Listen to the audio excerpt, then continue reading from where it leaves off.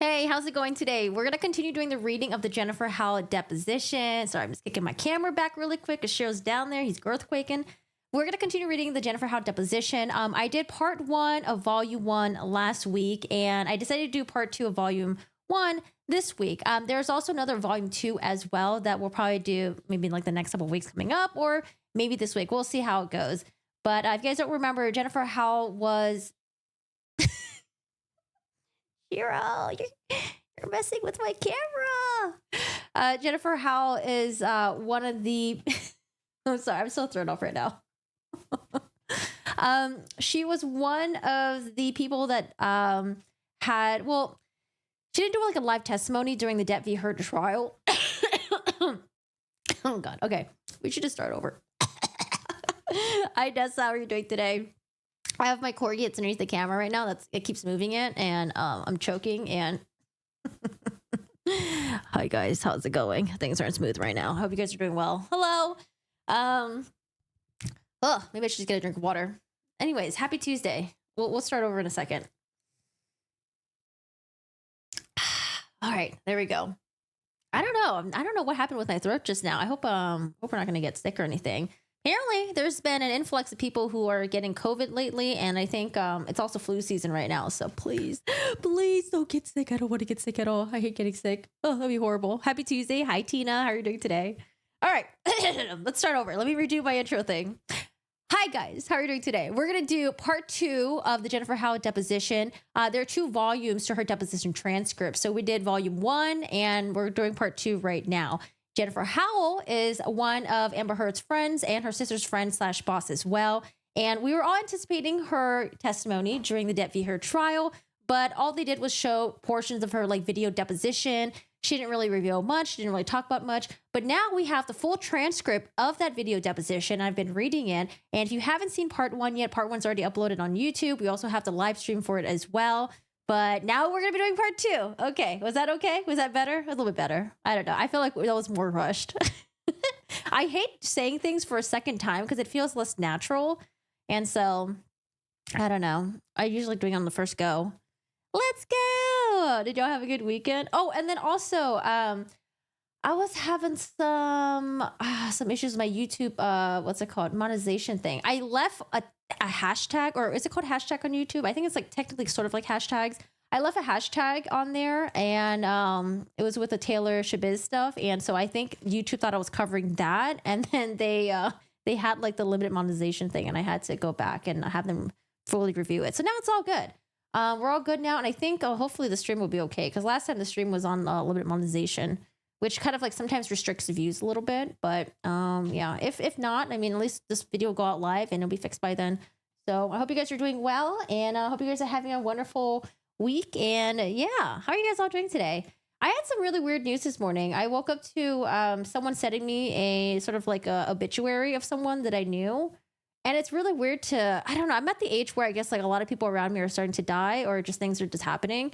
And it just feels weird to have someone that you know and used to be really close with pass away, especially at a very young age. So I don't know. It's just been kind of weird because I've never really had anyone close to me pass away. I've never had like, I don't know, there's been like extended family members, or like family members I'm not really close with, or like people's friends of friends of friends that passed away, but never really anyone that I've like been super close with. So it's kind of weird to have someone pass away. And I don't know, it just feels so unreal. Especially since like we used to be close back in the day. We weren't really close anymore. I haven't really talked to her, but to see her, like, I don't know, like to see someone's like obituary, or to see like one of those, like, you know, those websites where they have like the good memories and all that stuff on there. Like, I don't know, it just feels so, it's so weird. I don't know. I still can't really believe it. It's like so sad. Let's see. We have, oh, did I do this? Oh, I did. Okay. Oh. Poor Bubby. Poor Bubby. All right. So, are we ready for this? I think I'm just going to start reading the deposition, and we'll do a couple pauses, a couple breaks, you know. But essentially in this deposition, it's mostly spearheaded by Elaine Brederhoff. She's the one that's doing the questioning of Jennifer Howell. We do get some objections coming in, mostly from Camille Vasquez. Jennifer Howell's attorney is there and present as well. We get some objections from them, but not too much. It's mostly from Camille Vasquez. And a lot of them is just like objection. From the last stream that we covered, we did have some objections with like some harassments thrown in there as well towards Elaine. Elaine would repeat some of her questions or ask some questions that are kind of interesting, I guess, towards Jennifer Howell. Sorry, love. I mean, like, we're not friends or close anymore, but it's still weird, you know, because it's like, oh, we were close. We were like, you know, yeah, I don't know. It's just weird. I don't know. Death is weird. Because now this year, I have the death of my my dog Steve, and then you know someone that I used to know. So it's like, death is like, I don't know, it's real. It happens. Because I felt like before, it just felt like something that was like just so foreign to me. But yeah, I don't know. It's weird, right? But anyways, yeah. So back to the deposition. So we have Camille Vasquez, we have the lawyer that will interject here and there, and then we have Jennifer Howell. Now, there are two different depositions that were conducted, and they were conducted about a year apart. So again, just a reminder, this is from February 26, 2021, and the trial didn't happen until, was it 2022? Like roughly like a year later. Let me actually, when did this happen? So this one is February 2021. This was March 2022. Oh, this deposition, the other one, volume 2, happened right before the trial happened. Oh, interesting. Right? Wait, hold on a second. Are we getting our dates right? Yeah, we are. Okay. I don't know why. It feels like it's been more than 2 years since the trial happened, but it's only been like a year and a half. Hi, Cecilia. How are you doing today? How's it going? Hello, hello. All right, y'all. Let's start with now where we left off. Elaine Brotherhoff was asking a lot of questions about Jennifer Howell's relationship with what's his name? James Franco, who's a celebrity. He's been in like a lot of movies and stuff like that. And essentially what their relationship is like. And then she's basically saying like, oh, so you've never asked James Franco whether or not Amber Heard had a bruise on her face. And Jennifer Howell was like, no, I didn't ask. You know, I just did tell him that he should go out there and tell this truth. But I never actually took the time to ask whether or not Amber Heard had a bruise on her face, which I thought was kind of weird. But I mean, I guess I could see that, like, sure. But I still thought I feel like she would have asked. I don't know. Hi, Dry Critical. How are you doing today? Good afternoon. Is your name a play on Moist Critical? Are you the opposing person? All right, so that's where we left off, and we're going to be talking about James Franco, talking about the elevator part, and I'm just going to go back maybe just a couple paragraphs just so we know where we're at. It is! Haha! I do it. So you're a fan of Charlie. All right, so this is by Elaine Brotherhoff. Question. So given what you say Whitney said to you, then why would it make any difference at all whether there was evidence to the contrary that Johnny had been beating Amber for a lengthy period of time? Camille Vasquez. Objection, vague and ambiguous. The witness. I don't understand what you're saying. I don't understand that question. I don't understand what you're saying. Elaine. So why would it matter at all? Sorry, my mouse is still broken. It's coming today. I can't wait to get my new mouse. It's so broken. Okay. Elaine. So why would it matter at all to you, given that you were relying so strongly on what you believe Whitney said back to you in 2015 and 2016, whether there was a mountain of evidence that Johnny Depp was beating Amber? Ms. Vasquez. Objection, assumes facts not in evidence, vague and ambiguous, and misstates the witness's prior testimony, improper, hypothetical. The witness. I'm sorry. Is there a way we can make it bigger? Because I'm trying to look at you so I can follow. I'm looking at this on the side. I have this big document up. I just can't. I'm trying to follow, and I'm just not following what you're asking right now. What are you trying to ask, Elaine? Elaine. So what I'm asking, well, let's start with a piece of it, okay? So if James Franco told you he saw bruises on Amber on May 22nd, 2016, how would that impact you, given that you're so resolute that Whitney told you things in 2015 and 2016 that are different? Again, I don't know why Elaine keeps asking about this, because James Franco didn't tell her that, and she didn't bother asking James Franco, she said. So I don't really know what's the point of her asking this, I guess. I seldom, if ever, understand Elaine. Hi, I like your videos. Cool to watch. Hey, Juan, how are you doing today? Thanks for watching. I do appreciate it. Camille Vasquez is going to interject. Objection, assumes facts not in evidence, lack of foundation, improper, hypothetical. The witness. It wouldn't impact me at all. Elaine. So why bother? Why even bother to ask what everyone else says and what all the other evidence is? Objection, assumes facts not in evidence, misstates the witness's testimony, vague and ambiguous, argumentative. Witness, I'm not sure. All I have is tried my best to do is tell the truth because I care about the truth. I can't kind of do what I do without really believing if you see something that's wrong, not to step up and do something. So whatever James' truth is, and to say it, that's on him. It doesn't impact me in any way at all. Hi, Maxell. How are you doing today? Hi, guys. Man, sorry. I'm going to be sipping a lot today. Back to Elaine. But essentially what you're saying, Ms. Howell, if I'm understanding this correctly, and correct me if I'm wrong, is that no matter how much evidence there may be that Johnny Depp committed domestic violence on Amber Heard, you will never believe it because what you believe Whitney Heard told you in the 2015-2016 timeframe isn't that correct. Objection assumes facts, not an evidence, misstates the witness's testimony. It's argumentative. It's harassment. I think this is maybe the fourth or fifth time Vasquez has called harassment on Elaine. It's harassment at this point. The witness, that's not correct, Elaine. Then where am I wrong on that? Sorry, I could just see her saying in that tone. Camille, objection, vague and ambiguous. The witness, all I care about is telling the truth, my part of what Whitney said to me. That's it. Whatever the outcome is, it's up to whoever it is. I'm not the judge. I'm not the juror. That's not my place. So I do believe very strongly in coming forward with the truth and doing the right thing. And I do very much care very deeply about that and always have. And so whatever the outcome is, as long as the truth is on the table, I'm fine with. Again, I deeply care for Amber still to this day. There's no part of me that doesn't. So essentially, Elaine's going after Jennifer Howell for, saying that like, oh, well, like you didn't talk to James Franco at all about the bruises. And what about all the other evidence that, has DV, that supports DV of Amber Heard, of Johnny Depp on Amber Heard. And so Jennifer Howell is essentially saying, I don't know about any of that stuff. I don't know. I don't know why you're asking me. I don't know why we're talking about it. I just want to let you know that this is what I heard. This is what I know. This is what's told to me. That's it. That's essentially what she's bringing to the table. She's not coming in and evaluating everything else that's floating out there. She's just saying that like, hey, like, this is what I heard from Whitney, and it's completely contradictory to what she's saying on the stand. That's it. Now, back to Elaine. If you at all care about is what you believe you recall Whitney telling you, then why would you ask James Franco to come forward and say what he saw in the elevator? Objection assumes facts, not an evidence. The witness, because he shared that he's on a spiritual journey, trying to make amends and come forward and be accountable and do what's right in his life. He shared with me. And I feel like if he has evidence that can help move the truth forward in whichever way it goes, he should come forward with that. Ms. Bredehoff. Now you say here, I'm sharing this with you because if you feel compelled to share only what you did and did not see on the elevator that day, you can put an end to all of this. What did you mean by that? That was said to me. Adam has said that. He was just like, we tried to get James and he was there. He was a witness and we have a time/dating thing. We don't care anything else about any relationship. If he would just come forward, that would be great because they had whatever footage. Oh, okay. So it must have been Adam Waldman who talked to Jennifer Howell. It's like, hey, like, your friend James Franco has some knowledge about this and we're trying to get him to come forward. We're trying to get him to come out and say something about it. And maybe, James Franco doesn't want to. So maybe they're also trying to use like Jennifer Howell as a conduit to get to James Franco to testify about what he knew about what happened during the May 2016 event. Question. You use very specific terms here. You could put an end to all of this. Did you get that from Adam Waldman?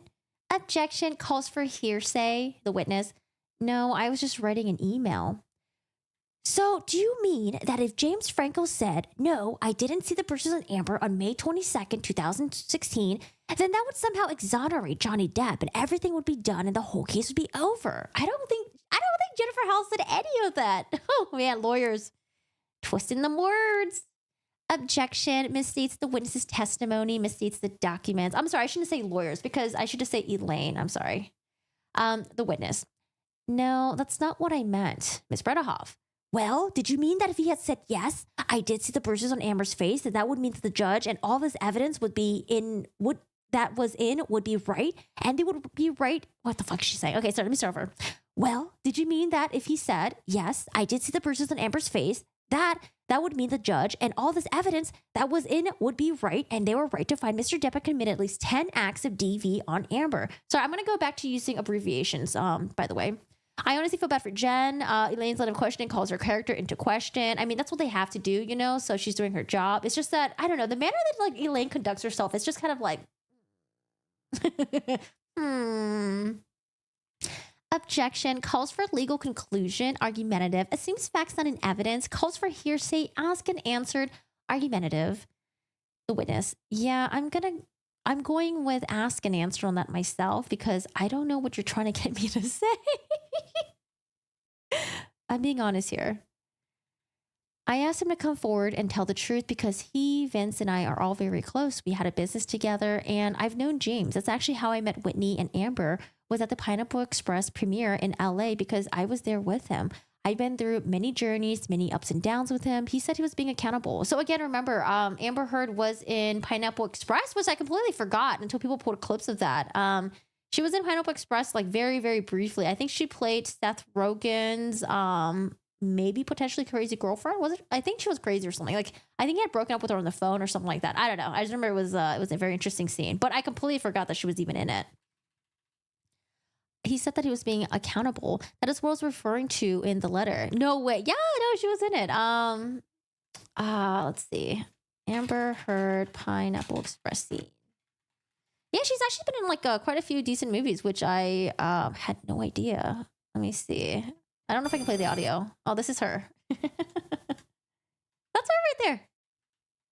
You can't really see her face, but there's a scene where she was like, see, that's her.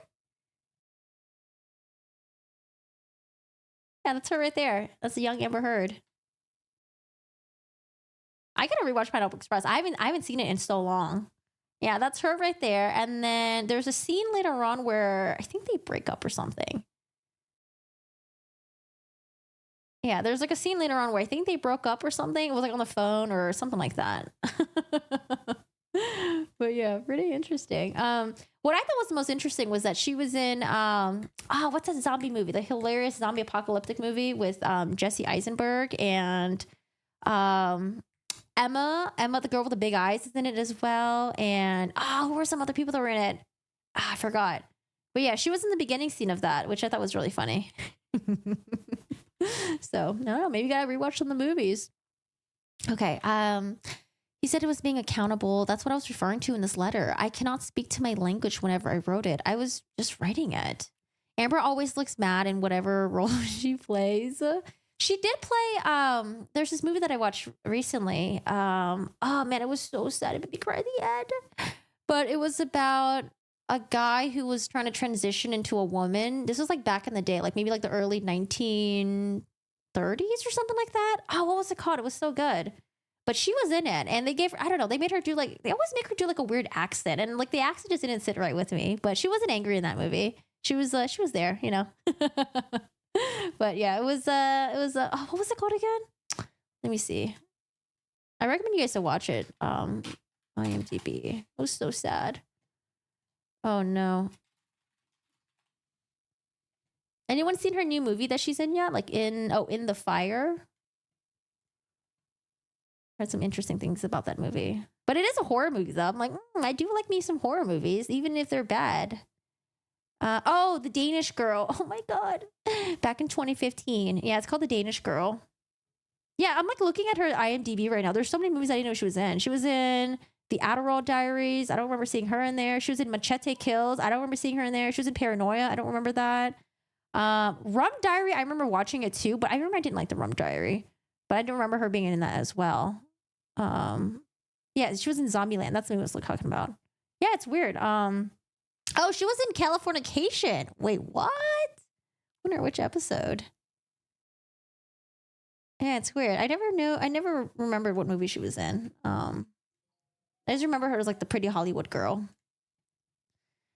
You think she's horrible? Hi, True Crime Diva. So that makes sense. It's a Mandela effect. They put her in later on. She's a forgettable actress, is what you're saying. I mean, I'm just, because like there's like a lot of pretty people in Hollywood, so it's like it doesn't really resonate with you, right? Like Margot Robbie, I remember her because she has like very distinct look, but I would always sometimes get Margot Robbie and Amber Heard mixed up, like back in the day. But I would say Margot Robbie had more of like an animated look, if anything. Amber Heard is kind of just like your classic, like, I don't know, pretty girl that like she's pretty, but she doesn't like super stand out, I guess. Hi, Dave. How are you doing today? How's it going? Like, she's just a pretty Hollywood girl. Yeah. And I guess the roles that she's always been in has just been like the pretty girl, and then you don't really remember, or I just didn't really remember her. But yes, I guess in a nice way, I was just saying, yeah, she's sort of forgettable in the movie roles, I guess. I saw Zombieland and Aquaman. You didn't see her? Well, when I saw Aquaman, it was after the whole trial thing went down, and I was like, oh, okay, I want to watch Aquaman because I want to see if the movie's actually pretty good or not. No, it was horrible. It was bad. It was very meh. I don't know.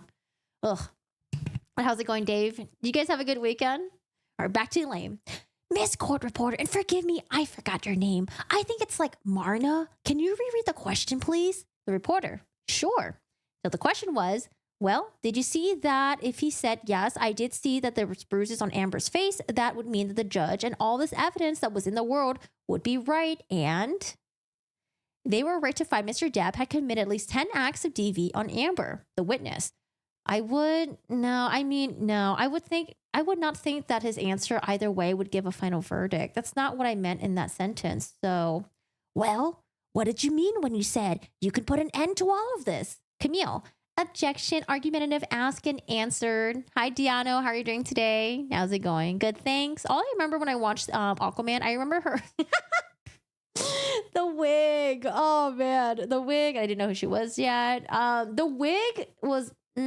But the desert scene was so bad. I was so disappointed because, Warner Brothers, I thought they would have a pretty decent budget.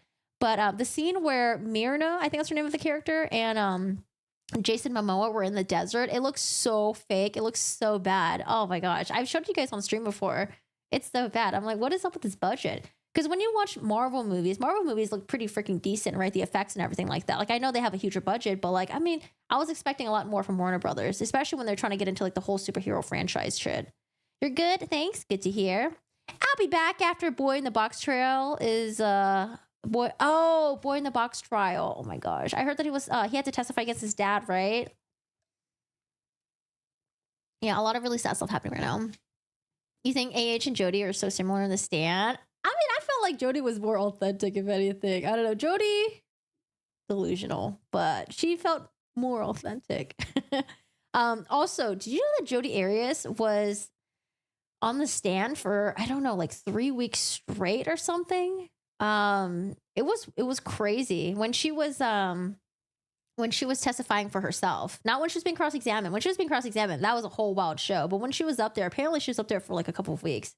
A very wild trial that I've watched bits and pieces of, but I have not seen the whole thing yet. We need to watch it one day. Okay, so Brett Huff asked, what did you mean about that? Vasquez interjects. The witness, I would say, and again, I wrote this after a message and was just like, I've got to send him an email. I would say for him deliberating about all of this accountability that he has said he's going through. I'm assuming I was speaking to that and about him coming clean and doing the right thing and stepping up and taking accountability for different things in his life. But I don't know. It was record setting. I don't know if it's record setting, but I wouldn't be surprised. If you look at Court TV, Jodi Arias trial. It's this one right here. Oh my goodness. It is long. So we have the opening statements. We got the, where is it? Oh, why does it cut off? Oh, that's weird. It cuts off at day 16. It goes way beyond day 16. But the moment that Jodi Arias goes up there and testifies, it's like, I don't know. It's like day 20 to day 40 or something. It was something crazy like that. Casey, she didn't testify though in my, right? I don't think she went up there and testified. Are you talking about everything before and after? She was transparent, but better at acting than Amber was. Man, yeah. If only Casey Anthony went out there and testified. She knew not to. Her lawyer knew not to put her up there. Hi, Nacho. How are you doing today? How's it going? Hello. So, we can go round and round, but I don't really know how to answer that. I don't think if he did or did not see bruises, that would override a judge. No. Ms. Bredehoff. Now, you say that all you care about is the truth. Did you ever ask Amber Heard what happened? Objection, vague and ambiguous. I would have never ever said that Whitney told me at all. What Whitney told me at all had she not got on the stand and said what she did. And when I realized so many things that she said were flipped from what she told me when she lived with me, I was alarmed. So no, I didn't ask Amber because I thought this had been dealt with in the divorce stuff way back then. I had no idea all this stuff was going to reopen and come back years later.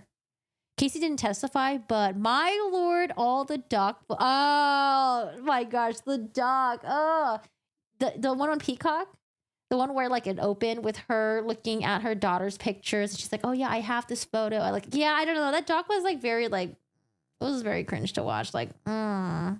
I was gonna do a video reviewing the doc and then exposing all the inconsistencies in her stories. But yeah, I think something else came up and I changed my mind because I was being too lazy. But yeah, that doc was, I don't know.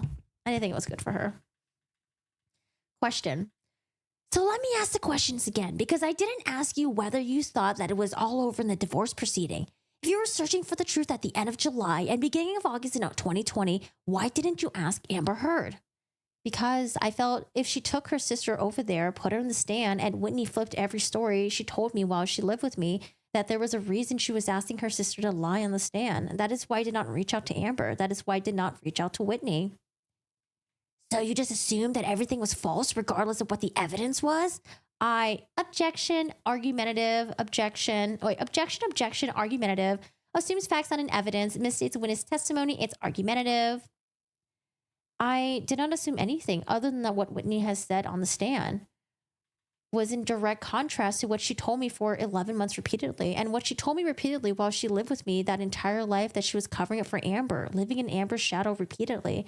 And when she confided all of that in me, I would have never come forward and break that confidentiality if she did not get on the stand and do what she told me she had done in her entire life, which is cover up for a big sister. Oof. Move to strike. All right, I'm going to... Camille, you have no grounds to move to strike. Ooh. Non-responsive and hearsay is what I said. Thank you. Now we have Jennifer Howell's lawyer popping in. Mr. Spear, is this a good time, Elaine, to take a break? We've been going on, I think, I don't know, like half an hour or something like that. Yeah, can I just ask the last question on this one? Sure. Just so we can get this document off. Is that okay? Of course. If you really need it, I stop. But no. Just whatever's convenient for you. All right. Thank you. I appreciate that. Hello. Hi, Joe. Oh, my God. Wrong one. Hi, Joe. How are you doing today? I'm going to make it a point to switch scenes just so when I'm editing, I know when I'm like talking to you guys and when I'm reading the doc. I do an excellent Elaine voice. You're an ex-smoker from Jersey. I'm an ex-smoker too, but I didn't smoke every day. I was more like a social smoker back in the day. But yeah, I am a very long time smoker as well. Don't smoke anymore. Thank goodness. Why are we ew-joing? What are we? 12? Come on now, Nacho, grow up. So I'm just going to direct your attention to, after getting into this, you didn't get brought into it. You voluntarily inserted yourself into all of this, didn't you? Objection, assumes facts not in evidence, misstates the witness prior testimony, it's argumentative, harassment. Witness, no, I actually very much disagree with your statement and find grave offense to it. Who brought you into this? Oh, answer. You, as an attorney of law, and this entire judicial system should encourage people to come forward with the truth if they see someone not telling the truth under oath. I believe that is a moral obligation as a human being. Oh, Jennifer, how? Get it, girl. Get that, Elaine. So Whitney's saying something different. I opened my doors. I opened my life. I opened my heart. I love that girl with every ounce of my being. Her getting on the stand over there is why I inserted myself, as you so rudely put it. As aggressive as you are, I would think that you want people to come forward with the truth in your line of work. And that's what I would think. I've been so disgusted by this entire judicial system. I have no words.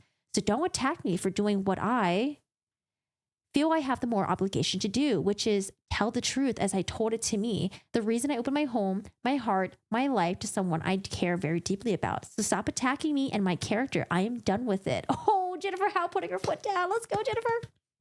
Elaine. Move to strike and hearsay.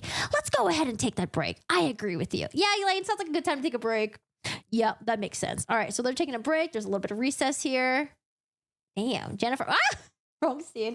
Jennifer Howell putting her foot down finally. Hi, animal lover. How are you doing today? You're a mod too, aren't you? Don't be a crybaby, Joe. Okay, no crybabies allowed. You're going to have a cigarette. Good idea. Hey, Corey, cut your live. Your voice is the best. Let's go. Hi, Erica. How are you doing today? How's it going? Joe, have you watched It Lives Inside? What is that? Oh, wait, Joe, did you do your homework yet? I told you to do your homework assignment and watch the horror movies. Did you watch them yet? Because I want to know, which one do you think is more effed up? Old Boy or The Skin I Live In? Did you do your homework? You're gonna get penalized if you haven't done your homework yet. Good. How are you? I'm doing great. I'm doing okay. I don't know. I feel like that's always a generic answer. I feel like I always say that I'm doing good. I'm doing okay. I don't know. I'm just chilling. I found out this morning that someone that used to be pretty close to me died. We're not really friends anymore, or we don't really talk anymore. But I don't know. We're pretty close back in the day, so it's kind of weird to. I don't know. Death is weird, right? Yeah, just weird. I'm not saying old boy isn't messed up, but come on, no, old boy is more messed up. Okay, we should do a poll. I should make everyone in my chat do their homework assignment. Watch Old Boy. Watch The Skin I Live In, and you tell me which one is the most effed up.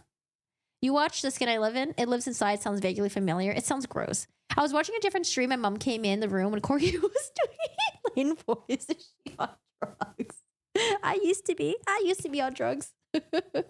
Not no more. I live a very sober life now with sometimes alcohol. But tell your mom I said hi. So I said hello. We're just doing Elaine right now. So they're taking a break. Death, weird. Yeah, I don't know, just weird. Yeah, just weird. Yeah, it's all good. It's I'm not sad because like we're not close anymore, but it's just weird. Like I'm sad in a way where like I'm sad that like she died at such a young age. I'm really sad for her family, and yeah, the circumstances seem a little bit interesting. But yeah, I don't know. It is really sad. But yeah, it's not like we're close anymore. So it's just kind of like more like a weird experience for me. But yeah. Yeah, go do your homework, Joe. Do your homework. All right, so we're back from after break. Elaine says, all right, Alex, can you put 33 back up? I wasn't quite done with it. I just thought we should take a break. Miss Howell, I think we're talking about Exhibit 33. This letter, this email you sent to James Franco in August of 2020 when we took the break. Wait, is there a way for me to find this email? Jennifer Howell email to James Franco. Do we have that? Jennifer Howell email. Do we know if we have the email that she sent to James Franco? I don't know if we do. Depositions, transcripts. Do we have the email?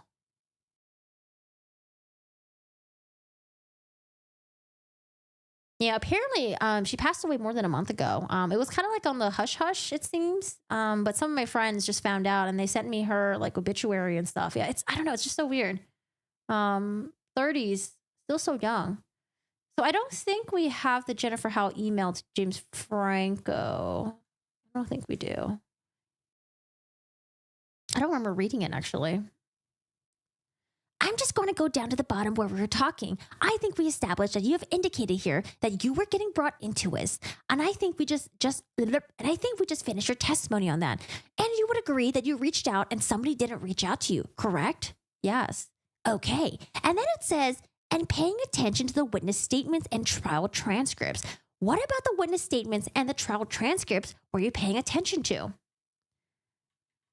That was referring to what I was telling you, reading what I read about Whitney's statement, that is, and looking at all the information. Did you review Amber's statement at any time?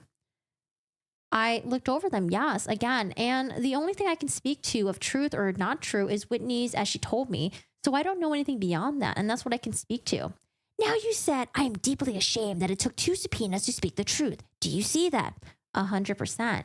In fact, it took no subpoenas. You asked for a subpoena, you got 2 copies of it, and then you reached out to Christy Dombrowski. She asked if you would talk to Adam Waldman. You told him you would like a subpoena, correct? Yes. Objection, Ms. Howell, I'm still here with the objections. Assumes facts, not in evidence, misstates a witness testimony, calls for hearsay, compound, vague, and ambiguous. Yes, I'm still ashamed that I even asked for a subpoena. I should have just come forward and told the truth, and I asked for it because I said I would do it if I was subpoenaed. That's why I asked for it. In fact, the reality is that you came forward because you saw the opportunity with Whitney saying that she was sleeping at her boss's house as an opportunity for you to get 15 minutes of, oh my goodness, the 15 minutes of fame went far back. Look at Elaine. As an opportunity for you to get 15 minutes of fame out of this big trial of the century in the UK, didn't you? Just remember, Elaine also interjected, or she also said that, what was his name? Morgan Tremaine, the guy from TMZ, that he was getting his 15 minutes of fame. Beverly, who was the police officer that was part of like arresting Amber Heard back in the day at the Seattle airport. She was also trying to get her 15 minutes of fame. And I don't know, maybe even Kate Moss was trying to get her 15 minutes of fame as well. 15 minutes of fame. Oh boy, oh boy, oh boy, oh boy, oh boy. Objection. Assumes not facts and evidence. Assumes facts, not in evidence. Misstates a witness testimony. It's argumentative, rude, and harassment. The witness, no. Elaine. Now, you knew that the declaration that Adam Waldman prepared for you was not filed in the Commonwealth of Virginia in that case, didn't you? Camille Vasquez. Objection. Assumes facts, not in evidence. Calls for legal conclusion. Calls for speculation. The witness. I do not understand the question. I thought the declaration was given for everything. Elaine. What did Mr. Waldman tell you he was going to do with the declaration? Objection. Calls for hearsay. The witness. Try to get it submitted in the UK. And why did he tell you? I'm sorry, I missed the last part. So they're saying sorry to each other. Elaine has a hard time understanding. And what was Mr. Waldman? And that's what Mr. Waldman told you? Camille Vasquez. Objection. Calls for hearsay. The witness. Something to that effect. Oh, sorry. Did I miss her response? Okay, sorry. She did response. Okay, let's go back a little bit. Rewind. Again, with the 15 minutes. Does anyone remember H saying James lived literally next door? That he does. Yes. Yeah, Bobby Cat. I remember seeing that somewhere. But I forgot where it was mentioned that James literally lived next door. So I was like, wait, James Franco lived in the same building as Johnny Depp's? What? Hold up. When the hell did they make another Pet Cemetery? Bet his booty. Oh, I think they made that like last year, wasn't it? I remember the 15 minutes of fame part. Hi, Sasha. How are you doing today? Hi, finally caught it live. I love when you do these, like, love the video voices. Meanwhile, H, whose career is like a 15 minutes of screen. Oh my gosh, Rain. Hi, Rain. How are you doing today? Damn, Rain. Going at it. Rain says, meanwhile, AH's whose career is like 15 minutes of screen time. Listen, in Aquaman, I think she got like 5 minutes, okay? Blah, blah, blah. Okay. You gotta rewind back. We are sidetracking. Also, I keep doing the wrong scene. We are sidetracking. James lives in like Hollywood Hills. Yeah, I forgot. Was it AH who said that? Because I did remember someone mentioning something about James Franco living literally next door, and I was like, what? Or like in the same building or something. And I was like, I don't remember anyone saying that he lived in the same building or anything like that. So that was weird. Sorry, I need to. I haven't used my Stream Deck in so long. My Stream Deck is what changes the scenes. It's been a while. Sorry, guys. Let's go back to the question. Elaine says, and why did he tell you? I'm sorry, I missed the last part. The witness. Sorry. I honestly can't say technically, but my understanding was that I was given the declaration and they were trying to submit it to the UK. And that was what Mr. Waldman told you? Objection. Calls for hearsay. The witness. Something to that effect. I can't go verbatim, but that was my understanding of how it was explained to me. All right. And just to be clear, were you communicating with Adam Waldman or were you talking to someone else as well as Mr. Waldman about the declaration? The declaration was just Adam. Adam Waldman? Yes. Okay. I'm going to jump back just to check for a moment. Okay. Did you list Amber Heard as a donor on your tax returns that year, or did you list somebody else? Answer. I don't have those in front of me. I would just say it probably listed as an anonymous donation since that's how they asked for it to be tagged. It might have said in honor of Amber. I'm not sure how they filed it, but it was an anonymous donation. Because JD, he didn't own the building, but he owned the 5 penthouses that were at like the top of the building. But he didn't own the actual building, no. She says Americans speak too fast to understand. Oh, where are you guys from? No, it's because I naturally speak really fast. I've been trying to slow down a little bit. But the good thing about YouTube nowadays, I don't know if you can probably do it for the live too. On YouTube, you can slow down people's videos. So if they talk too fast or if they talk too slow, you can speed it up or speed it down. But I would say I talk generally a lot faster than most people here. So it's like a me thing. Bro, there's a horror movie called Slaughterhouse. Slaughterhouse. Is it a house where sloths kill each other or something? In my head, I said Elaine's name the way Emily D. Baker does. Elaine, followed by WTF. Wait, how does she say it? Elaine? Elaine? I don't know if I ever caught that before when I watched her say Elaine live. Elaine. We're English. Oh, but also old. A little deaf, so she doesn't even understand me most of the time. Oh, it's like a killer sloth for a frat house. You watch it and let me know how it is, okay? I don't know. I love horror movies, but the ones that are like kooky like that, I don't know about it. I don't know about it. Elaine. Now, you were asked for your tax returns from 2016 up through present, and you only provided for the ones for 2016. Is there a reason why you didn't give any others? No, ma'am. Sorry, that wasn't understood that way. I gave the link on our website where all of them live. We have not filed 2020 yet, but everything up from 1997 to 2019. Who did you give that link to? Answer. The link that you're referring to, it should take you in the documents. It should take you to our website. We don't have that link. We've got the documents. So who did you give the link to? Answer. It's in the stuff that I gave to my attorney. Ms. Bredehoff. Mr. Spear, I would just say, Mr. Spear, I would say that we only received 2016. Actually, they refer to 2015. Mr. Spear.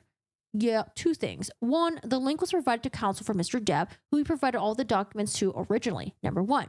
Number two, it's all publicly available. You simply need to go on the Arts website. You can pull every tax return down. And we also advise at least Mr. Depp's counsel that was a way to access information should anyone find it useful. Elaine. So I'm going to ask you under oath, Mr. Howell, who did you list as a donor on your tax return for the $250,000 donation that was received in January of 2018? The answer, I don't know. I don't have that in front of me.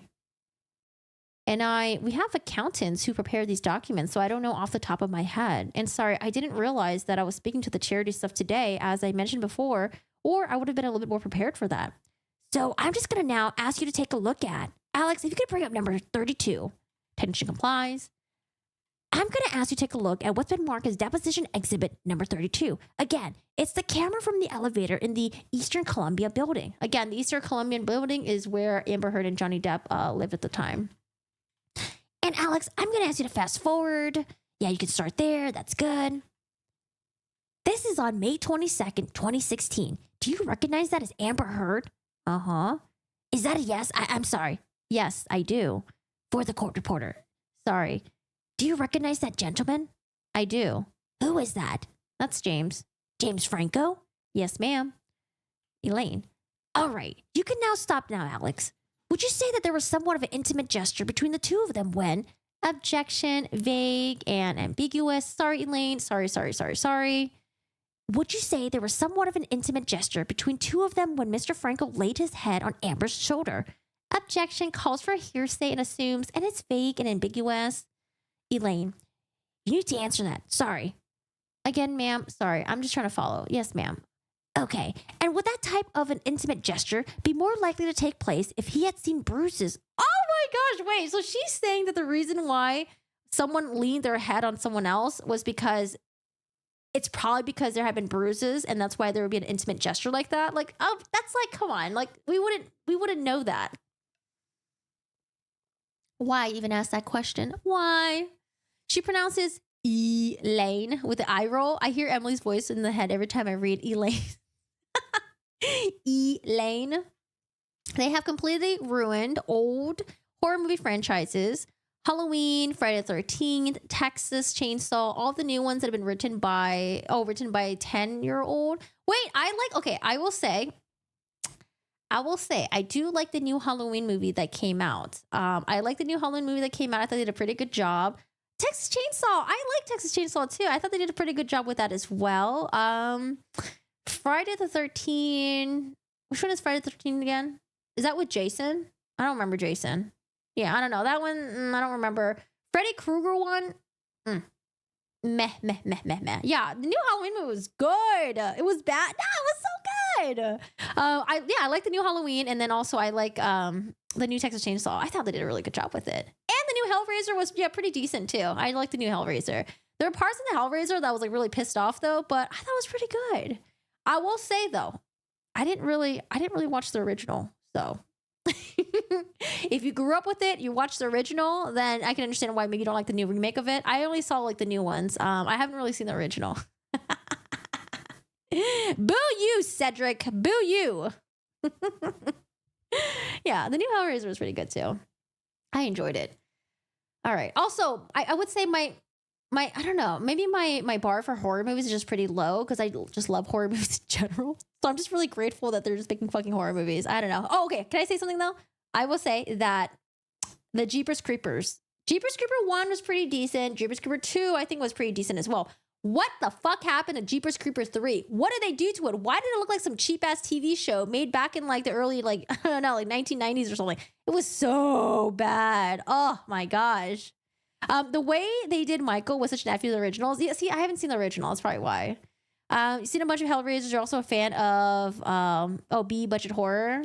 Yeah, I don't know. I haven't seen the original. Maybe I'll watch the original. Maybe I'll be like, oh my god, they did really, they did Michael wrong. But I enjoyed the original. I enjoyed the Halloween movie for like what it was. I wasn't comparing to like any of the older ones or anything. It's like, oh, I enjoyed this. It was pretty cool. It was all right. Yeah. Michael's still human. He owed ass now. I feel like Michael Myers has lost his like spookiness over the years. Texas Chainsaw was awful. No story, no gore. It was like an indie horror movie. What? It was so gory. I was like, it was just gore and killing and it was scary. Maybe I have to rewatch it then. I pretty much stopped even registering horror movies after Scream. Don't get me wrong, I watch all of them, but they kind of just wash over me. Oh my god, Jeepers Creepers. Okay, maybe I register that one. What's the point of Michael Myers just like a living incarnation of evil? Can just go on forever for all the new movies? I mean, they probably just want to make sure that he never dies, Never dies. You want Michael chasing someone down with a walker? I would just say for the movie, I enjoyed it for what it was, but I didn't watch the original. So maybe if I watched from the original and then I saw that how much they changed Michael, I would have been like, oh, that's fucking lame. But yeah, I didn't see the original. Maybe I will one day. Maybe I will. Back to Elaine, another horror movie. We're at, okay, so we're looking at the footages from the Eastern Clubman building. Elaine says, okay, and would that type of intimate gesture be more likely to take place if he had seen bruises on Amber's face? Objection. Calls for speculation, assumes facts not in evidence. It's an improper hypothetical. It's vague and ambiguous. The witness, I have no idea if that would be more intimate or not. No, ma'am. Ms. Bredehoff, have you ever seen the video before that's marked as Exhibit 32? Yes, I have. When did you see it? I mean, it's all over the internet, so I'm not sure. Did you look at it on the internet or did someone show it to you? I looked at it on the internet. When was the first time you could recall looking on the internet? I have no idea, honestly. Was it after the trial? Objection. Vague and ambiguous. The witness, I do not recall. Elaine Bredehoff, do you remember whether it was before or after you sent that email to James Franco? Before. That's not how I knew he would know if anything was there or not. Now, what are the things that had you indicate in your declaration and your witness statement is that Whitney Herr told you that Amber cut off Johnny's finger when they were in Australia. Do you recall that?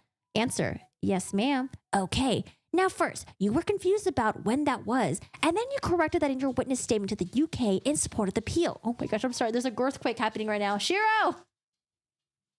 Shiro, I have a corgi that likes to jiggle my webcam. Okay. He's supposed to be fueled by literal hate and be immortal. Watching him get beat up by some nerd in the sewer was a hit in the gut. Wait, I don't remember the end for that.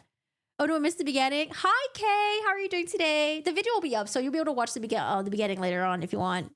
Yeah, but all the cute stuff they set up for him, I don't know. I'm just like you're just a huge fan of the originals. I respect that. I'm just saying I haven't seen the original, and maybe if I watch the original, maybe I'll agree with you. Maybe. The Mothman was scary. The Mothman prophecies, I had nightmares. But then again, I did watch Mothman prophecies when I was younger. I had nightmares, dude.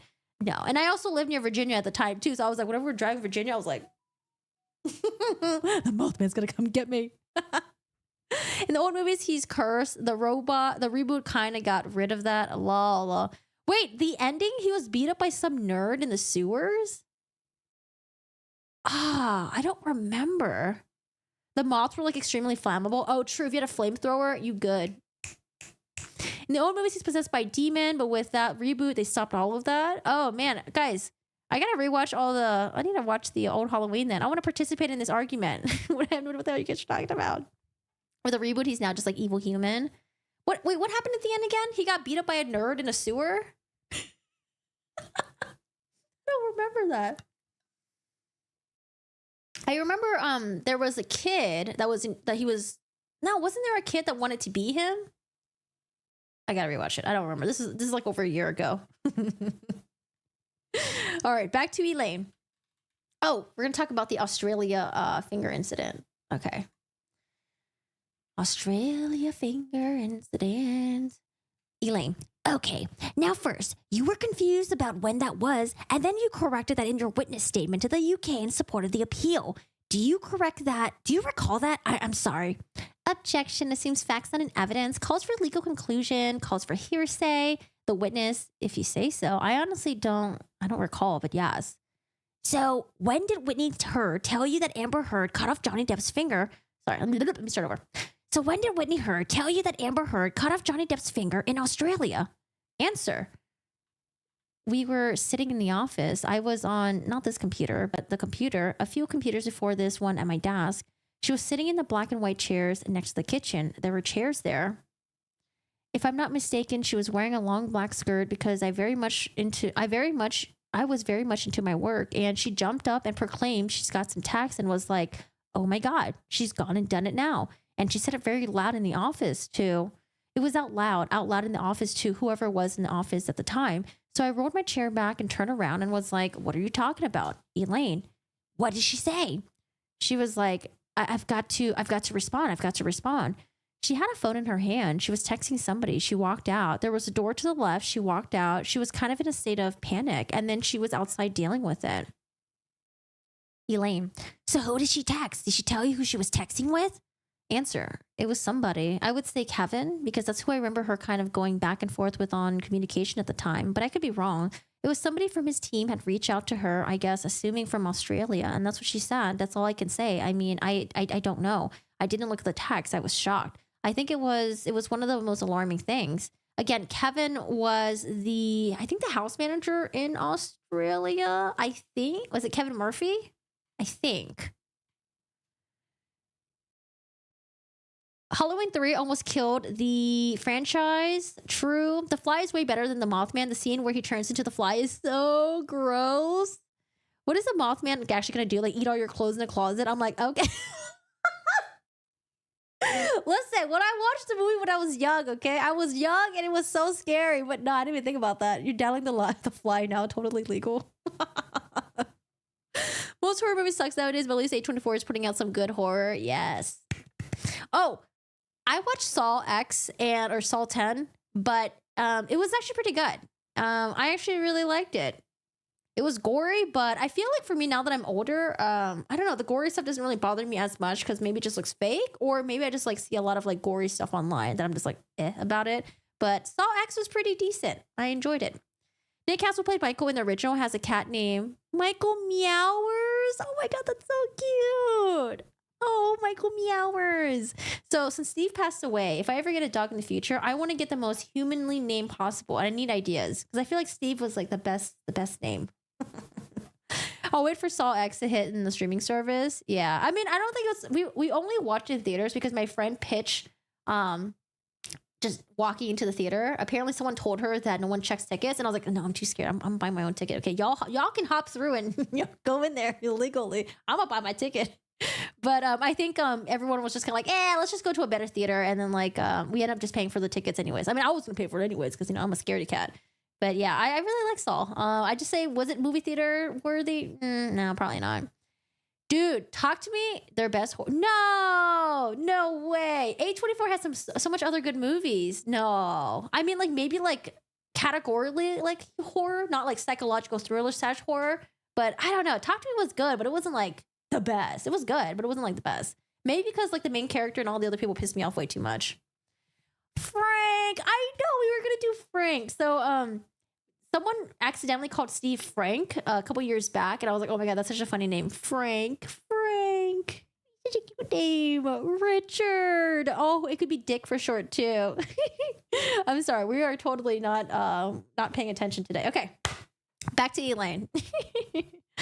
Was he the poop incident? Oh, maybe. Yeah, Kevin Murphy. So then who was the property manager in Australia? Was that... God, the poop. The poop.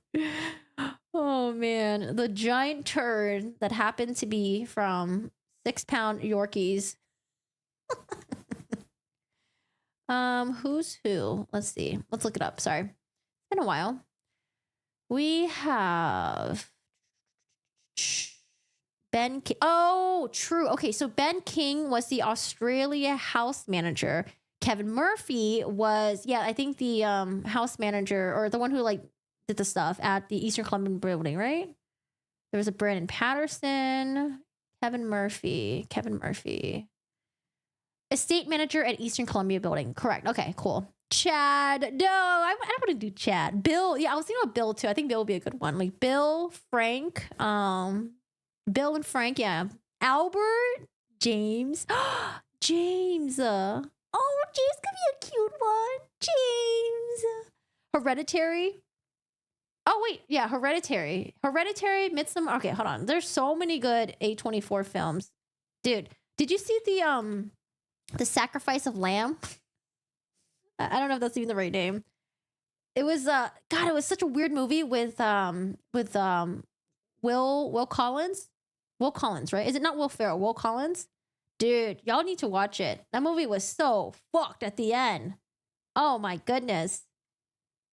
It's called like Slaying of the Lamb or Death of the Lamb or something of the Lamb. It was such a weird movie. I think till this day I still don't remember what happened, but I keep rewatching these like YouTube summaries of it. So good. Also, by the way, guys, if you're triggered by the stream right now and me kind of jumping around between my chat and then reading the deposition, I will have this YouTube video posted where I usually cut most of my conversations.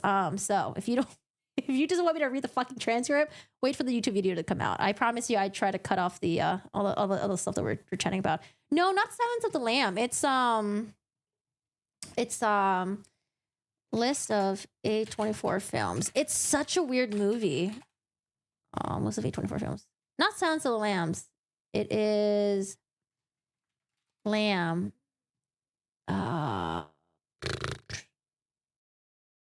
Is it Will Collins? Will Collins? Wait, who's the guy? Will Ferrell? Ferrell Will. Who's the guy that I'm thinking about? I'm not even getting the name right. Who's the guy that's in Miami Vice? It's even in Miami Vice? Is he even in? He's not even in Miami Vice. Oh my god, dude! I'm getting all my information just fucked. Wait, Miami Vice movie. I think it was in Miami Vice movie. Colin Farrell. Oh my god, why couldn't I get his name right? Colin Farrell, IMDb. Colin Farrell, IMDb. Colin Farrell. Okay, Colin Farrell was in this movie called Something of the Lamb. Have you not seen it before? Oh, and then Tusk. You guys watch Tusk? Someone told me that Johnny Depp was in it. I was like, okay, I'm gonna watch it. So I watched it. I was like, Joe, what the fuck, man? Tusk was such a weird movie. It's about you know the guy from Jeepers Creepers, the main character? He always plays like a dipshit. Justin Long. He gets kidnapped and the guy tries to turn him into a like a fucking seal or some shit like that. It was so weird. Yeah, the Lobster movie, I told you to watch that as well. This one was something about the lamb. What the I can't find it. The Lobster. I told you to watch The Lobster, which is weird. I can't find it. This live fits perfectly with my ADHD. You're very much ADHD, so I'm with you. Tusk is a weird movie. I loved it though. It was so funny. It was so hilarious. Shoot, I can't find it. What's the name of Will Ferrell?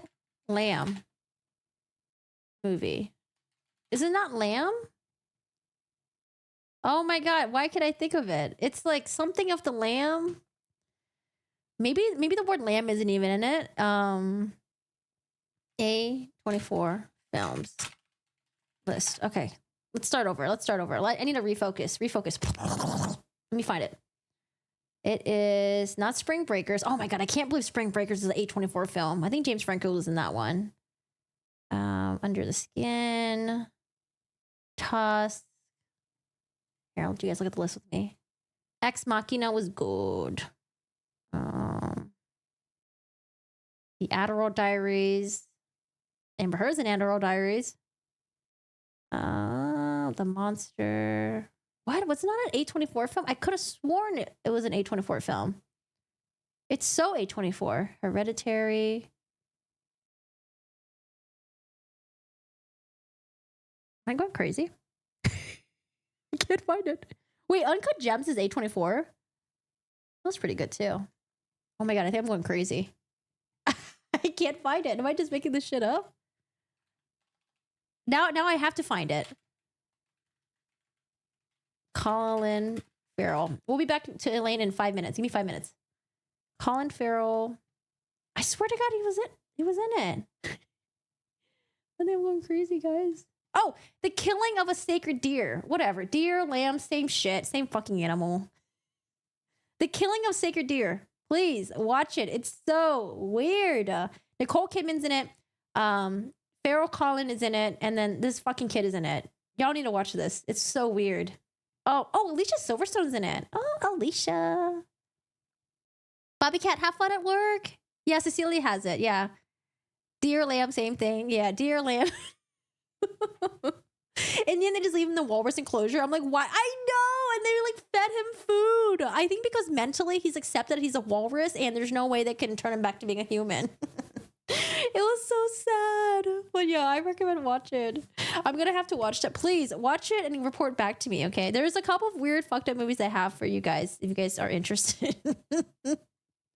But Killing of Sacred Deer, I would just say though, the cadence of it is very like, meh. There's some blips here and there. It's not like your typical movie cadence where it's like, I just feel like it's mostly just like, like it's just weird. But I like it. I really enjoyed it. Okay, I'm sorry. Back to Elaine. Where are we at with Elaine? Something about the Australian incident, the finger. You DM'd me? Lamb. No, this movie I didn't watch. Lamb is it just sounds weird. I didn't watch it. It looks fucking weird. I don't know. Where the lamb shows up and it's like a half human, half lamb. I don't know. It just seems dumb. I didn't watch it. It just looks dumb. All right, so back to Elaine.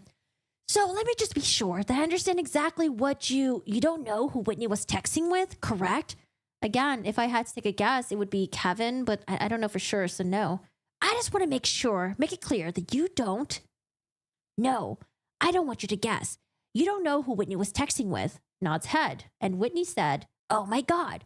Yeah, I mean, it was a loud proclamation to the effect that she's gone and done it now. She's cut off his fucking finger. Okay, now.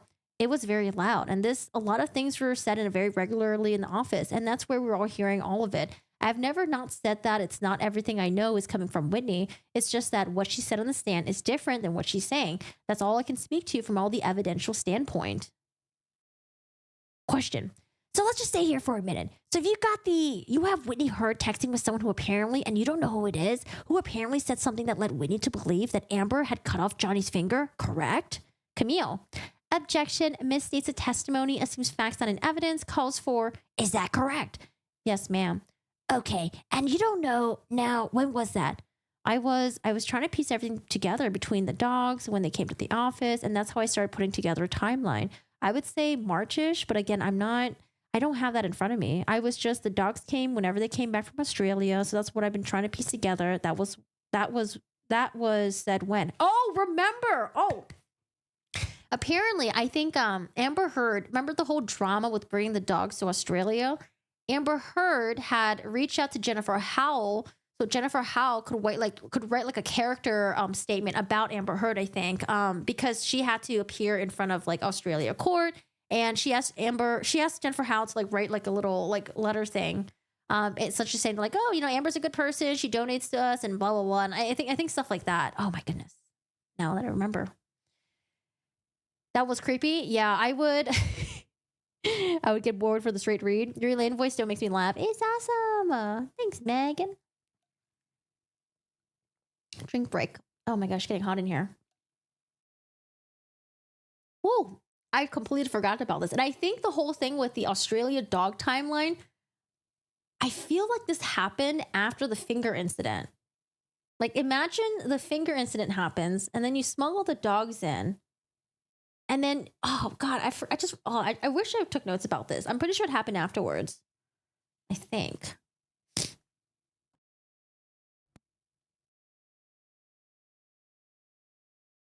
Okay, so she was trying to piece together the dogs back in March. Question.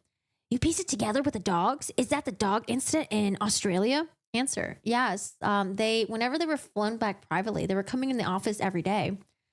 So is it your understanding that the finger incident happened at the same time as the dog incident in which the dogs were illegally in Australia? I believe it was before that. All right. And that's where I was trying to come up with a timeline. There was so much that was said in that time. It was constant.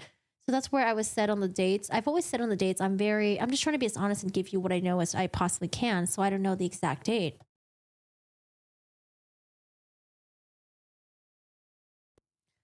So what would be the year? It would be 2015. Okay. Now you've also said that Whitney gave you the blow by blow of how the finger was cut off. Do you recall saying that? Yes, ma'am. So tell me exactly what Whitney said in the blow by blow. Is that really a phrase? A blow by blow? Blow by blow. Blow. I mean, I feel like if I Google this, we're gonna get some weird stuff. Blow by blow is minutely detailed. How to use blow by blow? I've never heard that before. Oh, Blow by Blow is Jeff Beck's second album. Oh, rest in peace, Jeff Beck. Blow by Blow. I've never heard of Blow by Blow before. I feel like it's usually said something else, isn't it? Or it's usually called something else. Who says blow by blow? I think there's another term that's more commonly used. Minute by minute. What's another term that they would use? Yeah, I feel like blow by blow seems like archaic, or maybe it's just not like, I don't know. Not in my vernacular, I guess. Answer.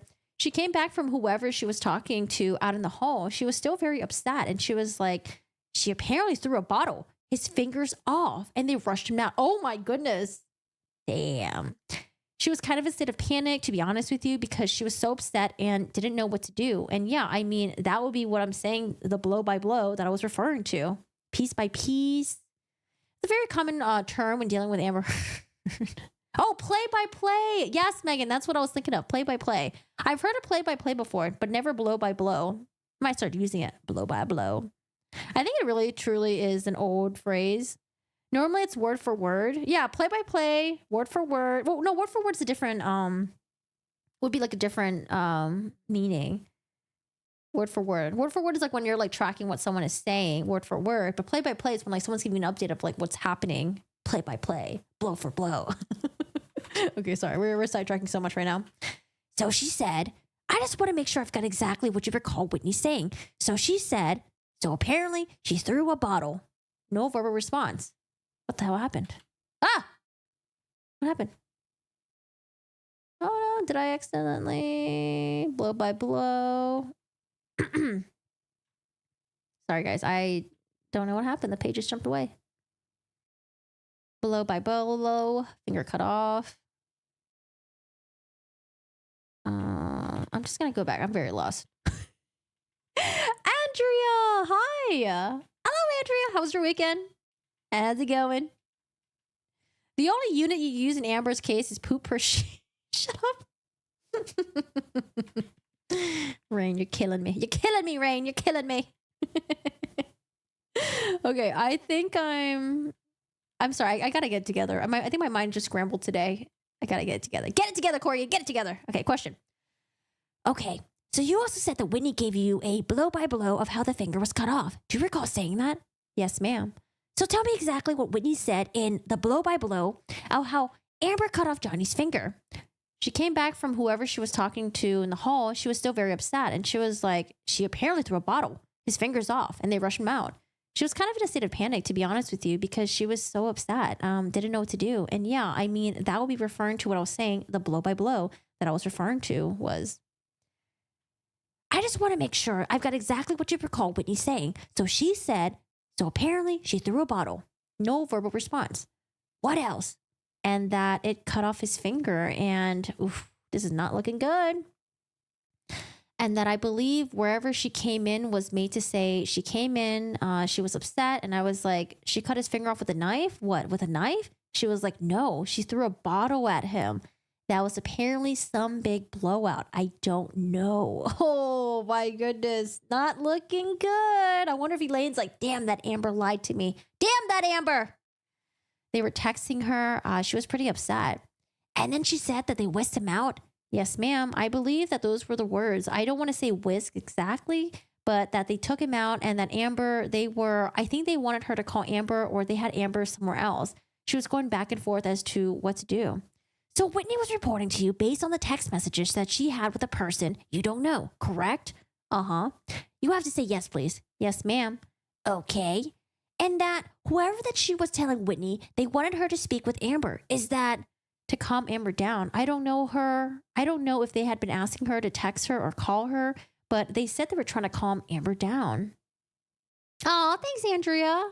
ADHD, neurodiverse, assemble. Corey's our Lord and Savior. I don't know if you want to follow me. We might all end up in hell or something. Okay. Now, are you aware that Johnny Depp texted 2 different people during the incident and told them he cut his finger off? No. Objection. It assumes, Miss Howell, I'm sorry. It assumes facts not in evidence, misstates record, calls for hearsay? No, ma'am. Elaine. Okay. Did Whitney ever tell you anything further about the finger incident, including whatever the evidence was, what people said, where the finger was found, anything? I'm sure she's talked to me about it because there's multiple conversations, but I don't know. It was between her communicating with them and then communicating back to the office, basically. Do you recall anything else other than what you told me about Whitney saying that Amber cut off Johnny's finger? No, ma'am, just what I've shared. Did Whitney ever tell you that Amber said she cut off Johnny Depp's finger? No, ma'am. So what's the best information you have is Whitney texting with somebody who was in Australia saying that, correct? Yes, ma'am. Do you know whether anyone was in the house at the time Johnny Depp cut off his finger? Objection. Assumes facts not in evidence. Calls for speculation. Oh, I see here. So essentially, they're saying whoever Whitney was communicating with, it wasn't coming from Johnny Depp or Amber Heard directly. It was coming from, maybe a house manager, maybe Ben King, maybe it was, like they don't know who it was. Interesting. Okay. Always fun on here, even, oh man, this stupid, I don't know why YouTube does this. It's so annoying. Or maybe I have to make the chat bigger. Or maybe I have to make the chat bigger then. I feel like YouTube's chat thing sucks. Balls. Okay, sorry. I'm just rambling to myself. Well, if hell is our home base, that's wherever you want us to go. We'll go. Law. I'm saying y'all be careful. Y'all be careful. Okay. Anyways, Jesus, we're having a whole mess of a stream today, guys. I just need my mouse to work. I just need to get a new mouse, man. I need a new mouse. Do you know whether anyone was in the house at the time Johnny Depp cut off the finger? Objection. Assumes facts not in evidence. Calls for speculation. No, ma'am. So do you know whether the person who was texting with Whitney was telling her firsthand or what they thought or might have heard from someone else? Objection. Compound. Calls for speculation. Calls for hearsay. The witness. The way it was told to me, I assumed it was firsthand, but I don't know. So, I mean, she's not really sure who she was texting with. I mean, Whitney could have just been texting with Amber Heard, but they're just not sure. Do we have those text records by any chance? Okay. And have we exhausted your recollection about the cutting off the finger in Australia? Yes, ma'am. My entire brain is exhausted in general. So yes, ma'am. Okay. Now, you also said that there was an incident in which Whitney said that Amber threw a glass of wine at her, correct? Yes, ma'am. And that was at the Tribeca Film Festival. I believe so. Yes, ma'am. And do you recall which film was being presented at the Tribeca Film Festival? I believe it was the Adderall Diaries. Are we seeing a pattern here? Throwing objects, bottles, glass? Yes, ma'am. Which was James Franco with Amber, correct? Yes, ma'am. Okay, and what is it exactly that you recall Whitney saying? She came back into the office. She often sat in the chairs. I'm telling you about, the black and white ones by the kitchen. And she came back and she said that she and Amber had gotten in a huge fight. And Amber threw a full glass of red wine at her in an elevator. Oof, in a public setting too. Oof, oof, oof. And when did Whitney tell you that? I believe, April-ish of that year. That's usually whenever Tribeca is. So I'm assuming around that time. Do you recall what year? It would be, I think, 2015 as well. Okay. And did Whitney tell you anything else about the argument other than that Amber threw a glass of red wine at her? No, ma'am. Do you know what the fight was about? I'm sure she told me the time, but I don't recall. I just remember her telling me about the glass being thrown, that she was always talking about them fighting. I don't know what incident that was. At least Johnny has proper medical record for it, and like Amber, who fixed her broken nose overnight with ice and makeup. There's actually something that's been circulating. Apparently Amber Heard has like proof of her broken nose, and it's supposed to be a X-ray of some sort, but then people digged around and found out that it's actually from a textbook or something. I don't know. I saw the umbrella guy was talking about that. I didn't see that evidence ever, and I don't know where it popped up, but if that's true, that's a huge major yikes as well. But yeah, I don't know. Not quite sure about that. A lot of texts that didn't come in were like different formats. It could have been easily edited, like the message from Johnny's assistant that said that Johnny cried when he told her Johnny had kicked her. You saw that one too. That text message thing, I think, I believe their explanation for it, where they said that like, oh, the assistant was just trying to like pacify Amber at that point by essentially just like having her version of events when talking to her. Otherwise, she'll probably be like really combatant, or she wouldn't forgive him or something like that. I could totally believe that, because like, initially, I was just like, okay, this like kicking in the airplane thing, it sounds really bad, but there was so many other evidence that didn't really support that. Apparently, she had a friend that was on the airplane as well. It was like her stylist or something, or her makeup. I forgot. It was like somebody that was there that was like sort of her friend. No, I think it was her friend. But they were like, they heard commotions, but when they turned around, they didn't see anything. So I don't know. Like there was a lot of things that just didn't really support her claim fully. Like she might have like one or two couple things, or maybe like a couple things that like sounded like, oh, this actually looks pretty like legit. But in order for these claims to be real, you have to have other context as well, and then like other supporting evidence or other witnesses. But yeah, there was just too much bullshittery on Amber Heard's side that it was just so messy. Yeah, it was just not good. Amber always bullied poor Whitney. She just had to defend her sister. You saw that one? Yeah, what did you think about that one? With the x-ray or the whatever, the nose thing? Because I wonder, where did they find that? Was it like an Amber Heard's like stack of evidence that wasn't released yet? Or where do we get that from? I'd be very curious. Let's see. Do you know what the fight was about? I'm sure she told me the time, but I don't recall. I just remember her telling me about the glass being thrown, that she always was talking about them fighting. I don't know what the incident was. Do you recall whether there was anyone else in the elevator with them at the time? I did not ask. No, ma'am. Do you recall whether anyone got wine on them as a result of that? Answer. Shit. Why? No, ma'am. Okay. Now, you said she was talking about them fighting. They're sisters, right? Uh-huh. Do you have sisters? Oh no, where is Elaine gonna go with this? Is she gonna say that like sisters fight and it's normal for them to get physical with each other, to throw things at each other? Like, maybe when you're young, maybe when you're kids, maybe when you're teens, maybe when you're like in your early 20s and you're still a shithead. But like, I don't know, man, fighting in your like late 20s, when you're an adult, like 30s, like, nah, man, like that's just like, there's just something up with you, okay? Something be up with you. I heard there was an evidence list, but it wasn't used in trial.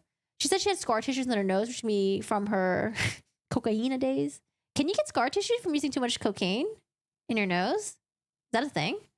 Like maybe cocaine can make your nose really raw, but like, can you get scar tissue from that? I think Elaine tried to get the textbook into evidence. Forgot whose channel I saw it on, but I definitely saw that. Yeah, I saw that on the Umbrella Guys video recently. I think it was like maybe an hour or so. Corey, at some point, please listen to yourself on 0.25 like my mom is listening to. She has concluded that you've taken all the drugs and nothing can say would change her mind. Lol, I haven't taken all the drugs. I've taken, I think it's just, I don't know. I just talk fast. I talk fast, and then I also listen to my videos at like 1.5 speed, 2 point speed sometimes too. Yeah, I don't know. I just talk fast. Maybe I'm like TikTok cadence. But yeah, I remember seeing that on the Umbrella Guys thing, but I forgot where he mentioned where it came from. All right. Do you have sisters? Oh yeah, 100%. How many sisters do you have? 2. And how close in range are they to you? Where is Elaine going with this? I think the closest one's 6 years, the youngest one 20 years difference. So you don't have a relationship that's roughly a year and a half apart like Amber and Whitney, do you? No, ma'am. Why does it matter, Elaine? Why does it matter? So do you have experiences with close siblings, particularly girls, and the kind of fights they can get in and then be best friends 3 minutes later? I mean, yeah, but like physical, that's like a whole different story. Like, I don't know, getting physical with people, different story, ma'am. Objection, irrelevant, calls for speculation, improper, hypothetical. Witness. No, ma'am. I guess no, ma'am. All right. And so when Whitney's telling you about all these fights she's had with Amber, you're really not in a position to be able to judge whether these are typical fights that close sisters get in or something else. Correct. False. You don't need to have a close sibling to judge whether or not a physical fight between two sisters is abusive or not. Like, come on, Elaine, you can do better. Objection misstates the witness's testimony. It's an improper hypothetical. The witness, yes, ma'am. Question. Yes, in what way? I'm sorry. Sorry. I just said yes, ma'am. What was the last question? Are you able to discern whether these are typical close sister fights that happen with close age sisters? I don't really know how to answer that. She was confiding in me as a friend and talking to me about her personal relationship. I do not have anyone a year and a half in age to me, so I guess that's your point? All right. Did Whitney ever tell you that she had been beaten by Amber? I mean, yes, that would be the short answer to that. All right, let's hear when specifically. The lawyers are horrible. They didn't even double check evidence when they had the same photos as evidence for two different incidentals. I don't know. Maybe they were just overwhelmed and I don't know. There's some weird fuckery going on. Scar tissue could be from plastic surgery or the car accident that she had as a teenager too. Especially physical with her sibling, and as you say, an adult, we just like don't fight. Yeah, like I don't know, when you're getting physical as an adult, that's just not good. Like, no, it's just not good. Not good juju. It's not good. And I'm speaking personally too, because I used to be a physical person like back in the day. But yeah, like if you're in your like, I don't know, like late 20s, 30s and stuff like that, like I know you gotta get your shit together. Gotta get your shit together. Violence is not the answer.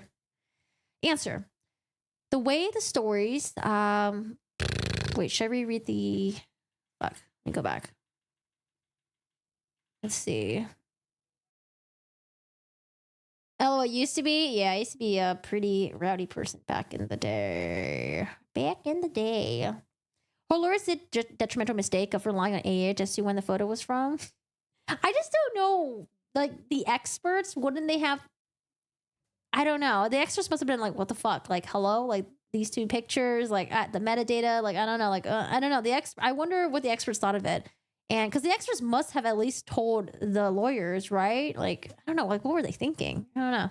Maybe there were just so many. Maybe someone just slipped up, and it was maybe the experts fucked up, and then maybe the lawyers fucked up. Maybe someone overlooked it. I don't know. Maybe something happened, but yeah, it's some weird shit. My God. I've never had my dog sleep behind me like that before. Oh my God, he's so cute. Look at it, he's so adorable. Oh, he's a real corgi. This is a fake corgi in the picture. This is a real corgi. Oh my God, he like never sleeps there. I wish he would sleep there more often. Like how cute he is. So cute. Just want to eat him up. He's so cute. Oh my God. I want this to be my thumbnail now. Okay. Hold on. I want to take a screenshot of this really quick and send it to my siblings.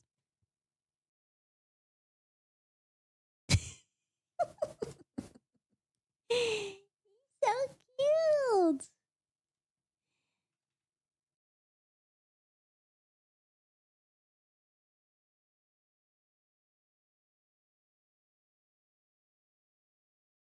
It's pronounced Margot Robbie. I thought it was Roby. I could have sworn someone said Roby. Chiro. I feel like I heard people say Roby before. Did her metadata expert work for Elaine like 20 times? I don't know. I have no idea. No idea. That someone was wrong. Almost finished. We're getting there. We're getting there. We're getting there. We're having a tough day, okay? Tough day. Also, it's kind of hot in here as well. Okay. So Elaine says, all right. Did Whitney ever tell you that she had been beaten by Amber? I mean, yes, that would be the short answer of that. All right. Let's hear when specifically. Answer. The way the stories went were that it was her whole life. I can't give you specifics because, again, she was confiding in me while she lived there and listened, and I listened. And I do understand sibling relationships because I'm close to my sisters too. What she shared with me seemed very extreme based on the experience I have in any friendships or relationships I have. Elaine. All right, I want you to tell me exactly what was said by Whitney that you consider to be extreme, including when, what the circumstances was, the best you can recall. Answer. growing up, she said that they were both pretty severely abused and that Amber would take the brunt of it on her behalf and that she always appreciated that. And that where she would take the brunt of it, that's when she got mad. That I'm trying to articulate in the best and the kindest way I can because I have deep sympathies for both of them from what Whitney shared with me. That their childhood was extremely abusive and where Amber would take up for her in these abusive situations that happened to them, that she would also then in turn direct her rage on Whitney later. And that's how it was told to me in ways, that's the best way I can communicate it.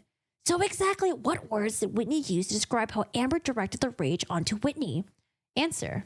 I mean, this was however long ago. She lived with me for like 11 months. It was one story after the next. While she was there, she just kind of opened up to me.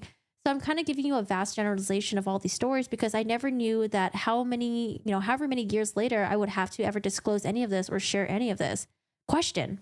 Can you remember any specifics that Whitney told you about Amber turning any type of rage on her? Answer. I don't want to misstate specific incidents. Stuff that happened with kids in high school on up. She said that it had happened throughout her entire life. So I don't know how much detail you want because it was almost like therapy sessions, if that makes sense. Bredehoff. I didn't realize she was done. Go ahead. Keep going. Answer. The only way I can convey what was shared at the time, it was like therapy sessions. It was stuff like how I was, how I just told you.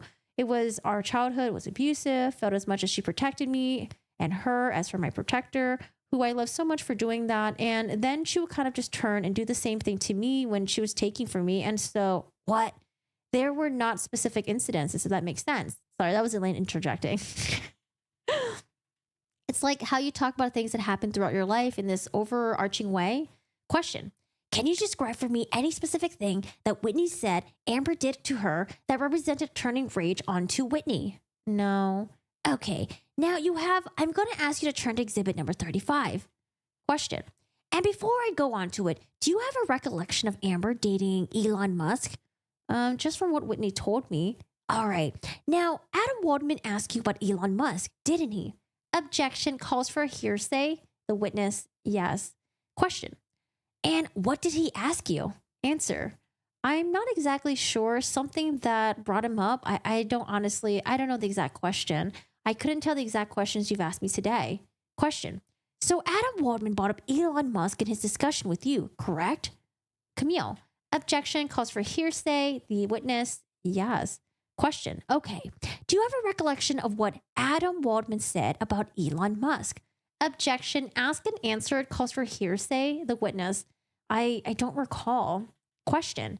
Did you have any understanding of why Johnny Depp or Adam Waldman seems so preoccupied or obsessed with Elon Musk? Oh my gosh. The term obsessed is Elaine's favorite. She just loves people being obsessed with each other. So obsessed.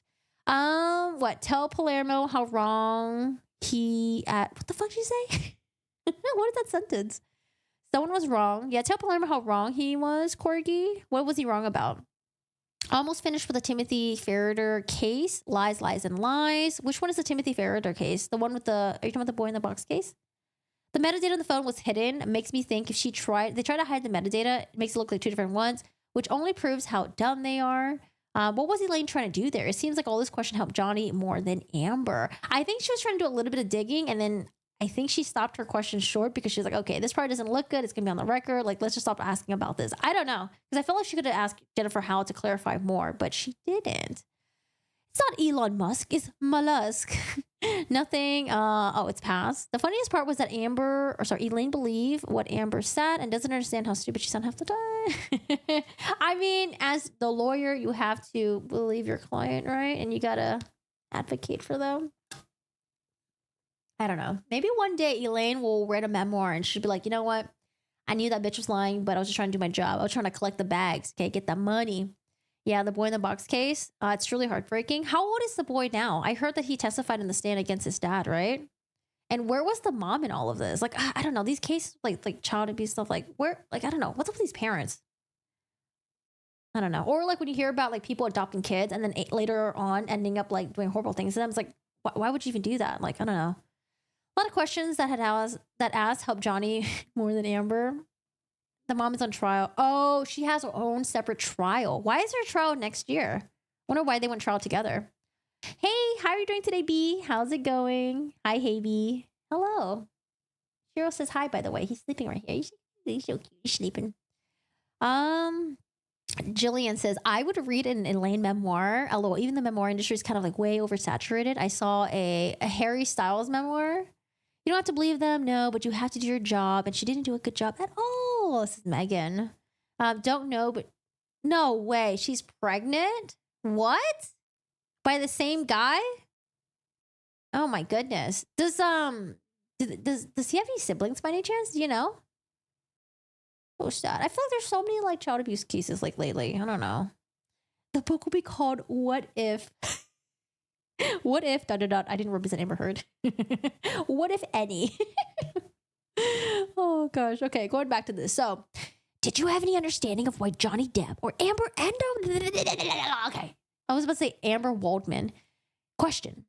Do you have any understanding of why Johnny Depp or Adam Waldman seem to be so preoccupied or obsessed with Elon Musk? Objection. Assumes facts not in evidence. Calls for hearsay, compound, vague, ambiguous. The witness. No, ma'am. Question. But Mr. Waldman included in your declaration things about Elon Musk, didn't he? Objection. Assumes facts and not in evidence. Calls for hearsay. The witness. Yes, ma'am. Okay, and those things that he had included in there claim that Paige Heard had said to you, correct? Again, Paige Heard is Amber's mom, now deceased though. Objection. Assumes facts not in evidence. The witness. Yes, ma'am. Elaine. But you didn't volunteer to Adam Waldman anything that Paige Heard said about Elon Musk, did you? Answer. I told him the only thing that I knew that about Elon Musk, which was shared with Paige and Whitney while I was visiting Hunter for the first time. I think Hunter is the name of Whitney's kid, newborn at the time. And I stated whenever I said it, this is an outrageous story, but this is what I was told. This is really all I know about Elon Musk, and that's it. And that's why I said that. Question. And that was in response to Adam Waldman's questions to you, correct? Objection. Assumes facts not in evidence. The witness. Yes, ma'am. Ms. Bredehoff. And you know that Paige Heard had died at the time that you told those things to Adam Waldman that she allegedly said, correct? Answer. Yes, ma'am. And Whitney was there. Whitney also said, was part of the conversation as well. Question. You didn't say in the declaration though, did you? You just said Paige. You just said it was Paige Heard, correct?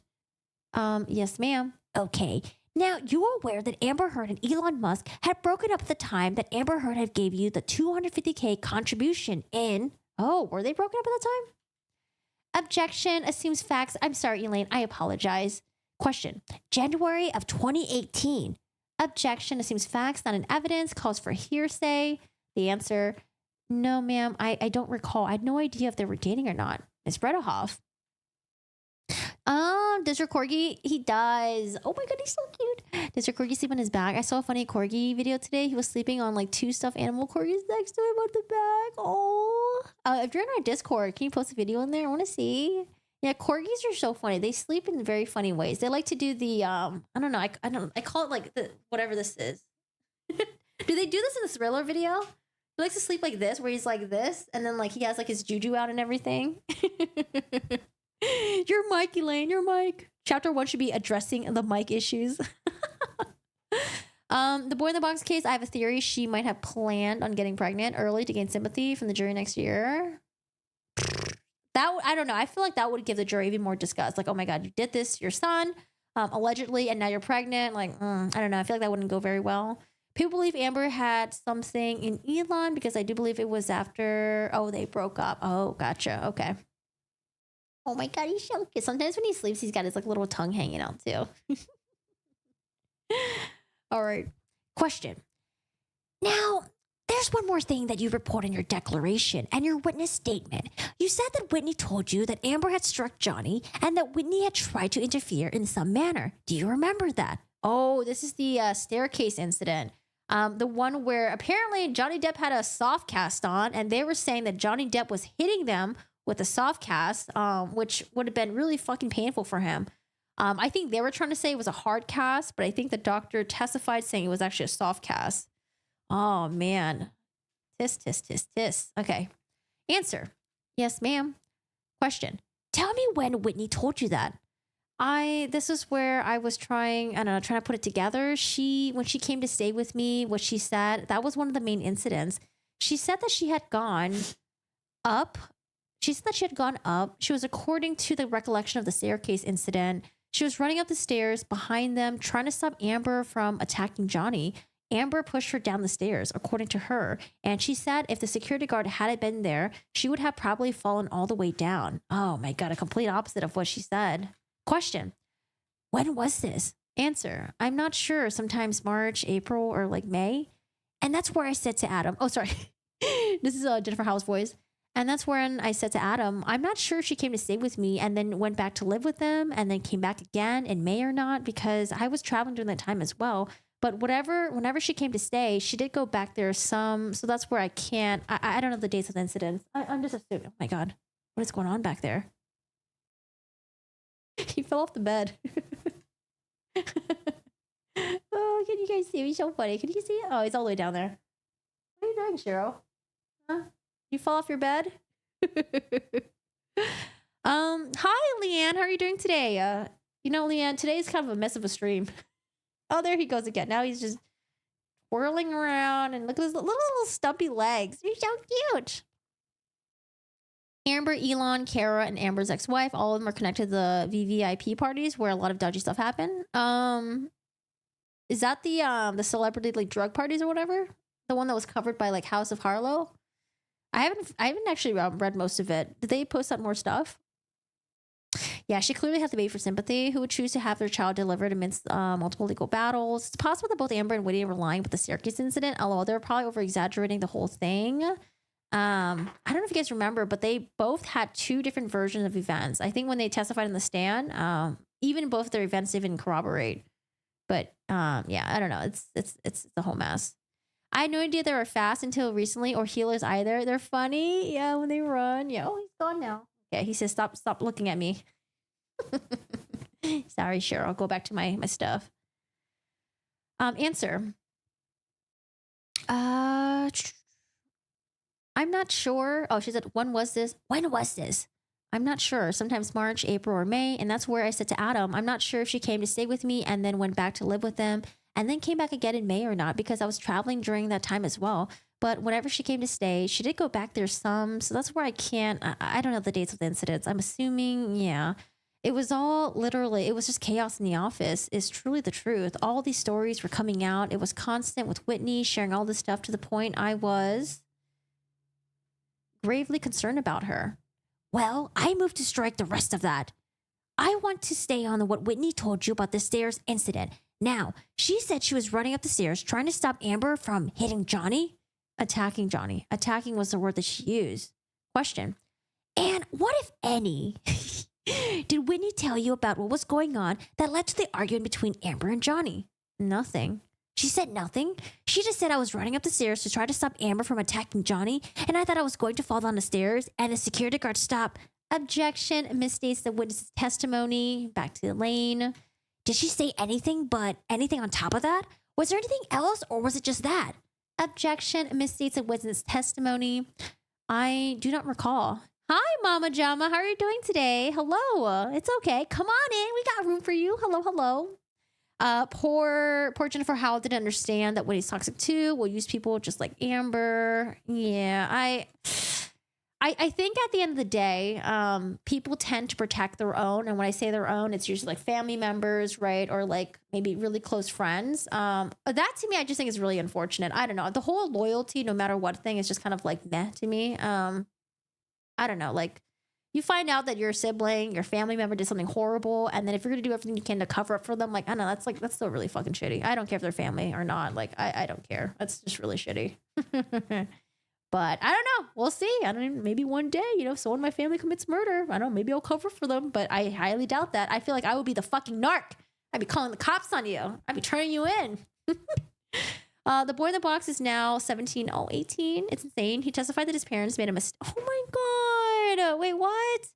He testified that his parents made a mistake. The defense pounced on it. It's literally like they don't realize that abused kids think that they deserve it. Yeah. Remember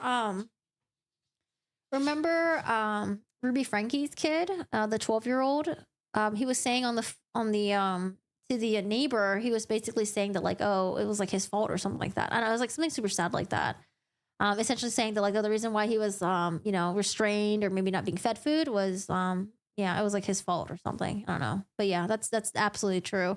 What happened to the kid afterwards? Did he end up going like in foster care, or did some other family members take him in? Is he in therapy? Like, I believe this trial was after a lot of their family members. Oh, it was after a lot of the family members died. Whitney feels Amber is one of the few family members she has. Yeah, because like the mom passed away. I knew that. I think the dad is still around. Poor little minds don't deserve that. It's so sad. Ugh. I don't know. I don't know. Adults like abusing kids. Like, why? Like, I don't know. Clearly have their own issues that they just need to. They never had it figured out and had to. I don't know. They probably had to go like to their own therapy and they just never did. They probably just like avoided. I don't know. Like, it's just like some really fucked shit. Super fucked. Same thing with animal stuff too. Makes me really sad. All right. Question. Did she say anything else, but anything on top of that? Was there anything else or was it just that? Objection misstates the witness testimony. I don't recall. Have you ever read any of the UK testimony? What the testimony was about an incident in which Amber hit Johnny? Answer. Oh, yeah. Yes, ma'am. I know what you're referring to. Yes, ma'am. And you're aware that a testimony, I'm sorry. That is why I was like, this is crazy. Why is she flipping these stories? That was the biggest thing where I'm like, this doesn't make sense. Why is Whitney doing all of this? And can you recall at all when the statement was made to you by Whitney? I'm telling you, March, April, May of 2015. That is whenever it seemed to just be utter kind of apex of it. And all that you can recall, that's all that you can recall. When she came to live with me in May, it seemed to calm down because she was away from it. Question. That's not what I asked. I asked your best recollection of when Whitney told you about what happened. Objection, asked and answered. Yeah, March, April, May. That's the best you can do? Yes, ma'am. Okay. Did Whitney say whether Amber actually hit Johnny Depp? Answer.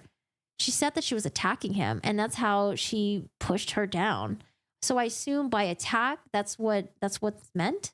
You're assuming, but you don't know whether Amber actually was successful. So they use the word the attack, but you don't know if the blows actually landed. You're assuming, but you don't know whether Amber had actually was successful in even hitting Mr. Depp. Is that correct? Oh boy, oh boy, oh boy. So we don't know if the blow actually landed. Ms. Vasquez. Objection misstates the witness's testimony. She made it clear. Attacking the witness. Attacking. That's all I can say. No, I don't know. Okay, thank you.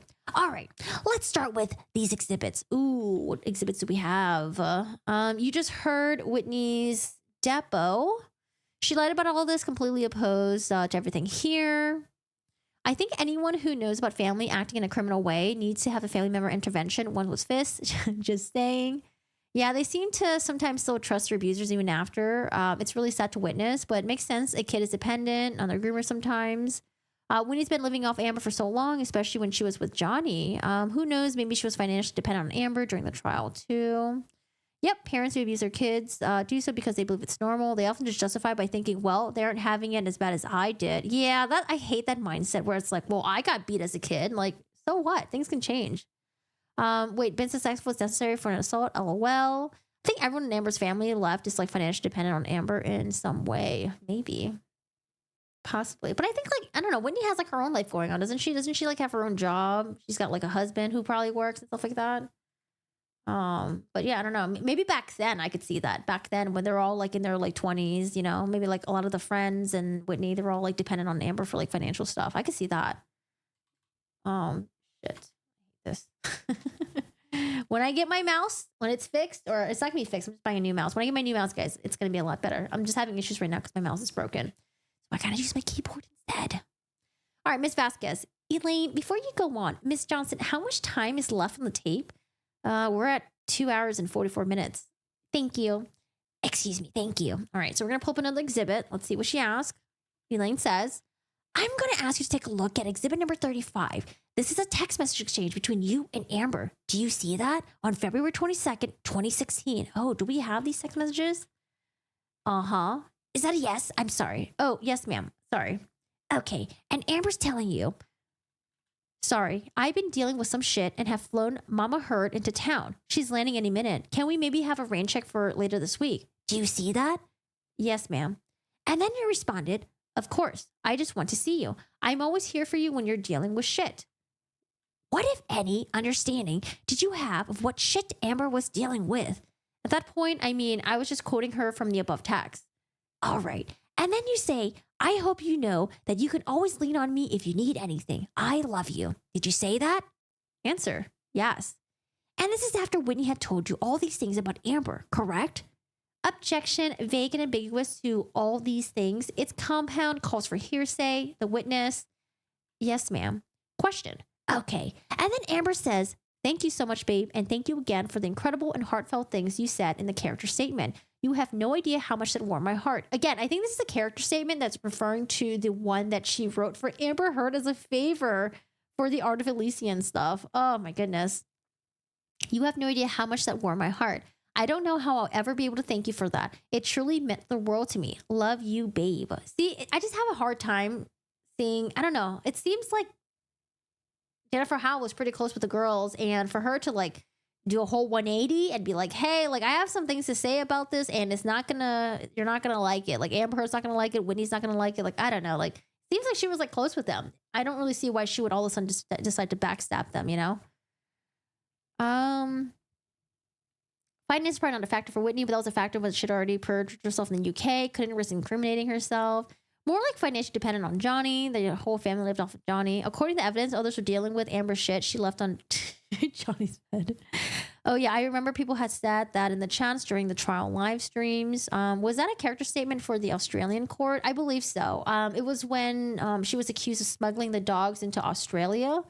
And then they were going to charge her and all that stuff. And so I think she had Jennifer Howell write a character statement, you know, saying that like, oh, Amber Heard's a good person. She volunteers in my charity, blah, blah, blah, like stuff like that probably.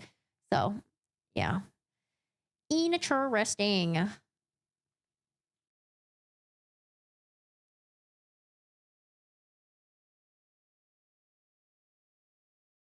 All right, Elaine says, and you said, after all this, after Whitney had told you about all the things about Amber that you're reporting now, correct? Answer. Yes, ma'am. Elaine. Okay, let's go to the statement. I'll ask you to bring up 43, please. Real quick, I would like to add to my thing. They had reconciled at this point, and Amber and Whitney were seeing each other, I believe, on a pretty regular basis at this point. And when you say, I don't understand sibling relationship, I do. And that's why I kind of thought it's fine. They're back together. They're sisters. Things happen. Ms. Bredohoff. Move to strike as non-responsive and hearsay. Okay, let's go to exhibit number 43. Question. This is dated February 1st, 2016. Do you see that?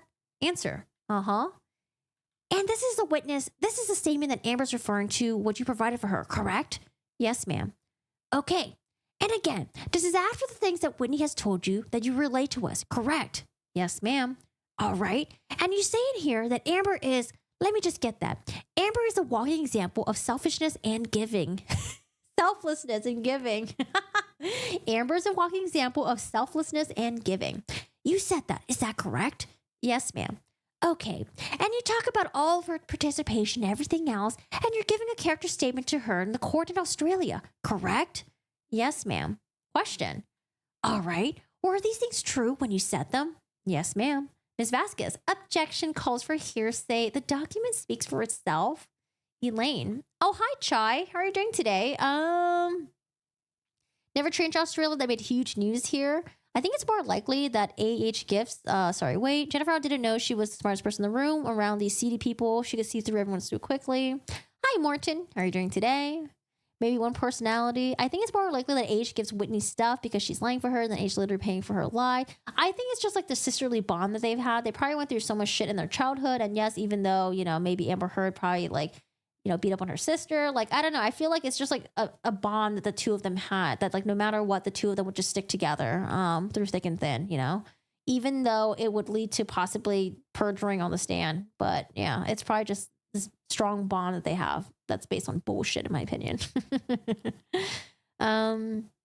She must not have known the real Amber, Jennifer Howell. I mean, she probably heard stories and she probably like sympathized for Whitney, but at the end of the day, she probably really cared for Whitney, to the point where like she was willing to write this character statement for like Whitney's sister. So I mean, I could totally see that. Amber also had, I figured, is she like really active now on the Twitters? I feel like she would be with all the stuff that's going on. All right. Question. And when you wrote them, you believed that you were telling the truth, correct? Yes, ma'am. For what she did with the charity, volunteering, yes, ma'am. That is separate than her family dynamic and what Whitney shared with me. All right, let's go to exhibit number 36. Question. Oh, let me take a sip of water really quick. Question. This is dated April 2016, and Amber says, oh my God, OMG. Even though I pled guilty, she said that because of my character references. It was clear that I wasn't just a celebrity looking for special treatment, as the prosecution said, yada, yada. So she cleared me, exclamation mark, exclamation mark, exclamation mark, exclamation mark. I just have to be on good behavior for a month and my record will be clear, exclamation mark, exclamation mark. No felony, exclamation mark, unless I get arrested in the next month.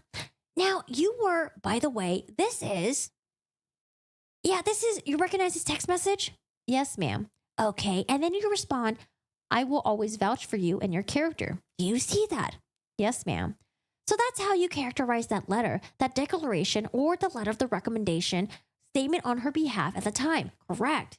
Answer. Yes, ma'am. Okay, we can take that one down. Let's go to number 37.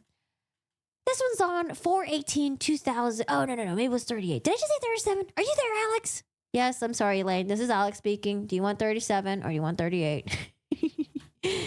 What is this one? Is it 30? I can't see the bottom. All right, they're figuring out which one it is. Elaine's trying to get exhibit up. All right, this is another text message the next day, 4/19/2016. And she's thank you again. And you say, you are my chosen family and I will always be here to help you, love you, celebrate with you, cry with you, whatever you need. Do you recall saying that at the time? Yes, ma'am. And again, this is after everything that Whitney Heard has told you that you've said, report in declaration and witness statements. Correct? Objection assumes facts, not in evidence. It's compound. Yes, ma'am. Chosen family. That word in particular comes from Whitney calling me chosen sister. Okay. And whenever they were getting along, I was there. And again, their family business was their business. And what she did for the charity, everything else. I mean, I still love Amber. I mean, I really do. Spread off. I'm going to strike this non-responsive to the last part of that. The witness. Sure. Ms. Bredoff. Let's go to exhibit number 38. Now, you were testifying earlier that you thought Amber had been dealt with everything through the divorce. Who told you that? Ms. Vasquez. Objection misstates the witness's prior testimony. Lack of foundation. The witness. I'm sorry. I don't understand what you're asking me. Ms. Bredoff. That's fair. Earlier, you said that you understood that essentially Amber's allegations of DV against Johnny Depp had all been resolved through the divorce, the settlement, and NDA. Do you recall that testimony? Answer. Yes, ma'am. Who told you that? Whitney told me. Objection calls for hearsay. Whitney told me that. When did Whitney tell you that? I cannot give you the date. I do not recall, but it was Whitney who it came from. Your son pointed out that Whitney looks like the girl. What? In How to Train Your Dragon? No, I cannot see it. The girl twin? Really? No way. How to Train Your Dragon twin.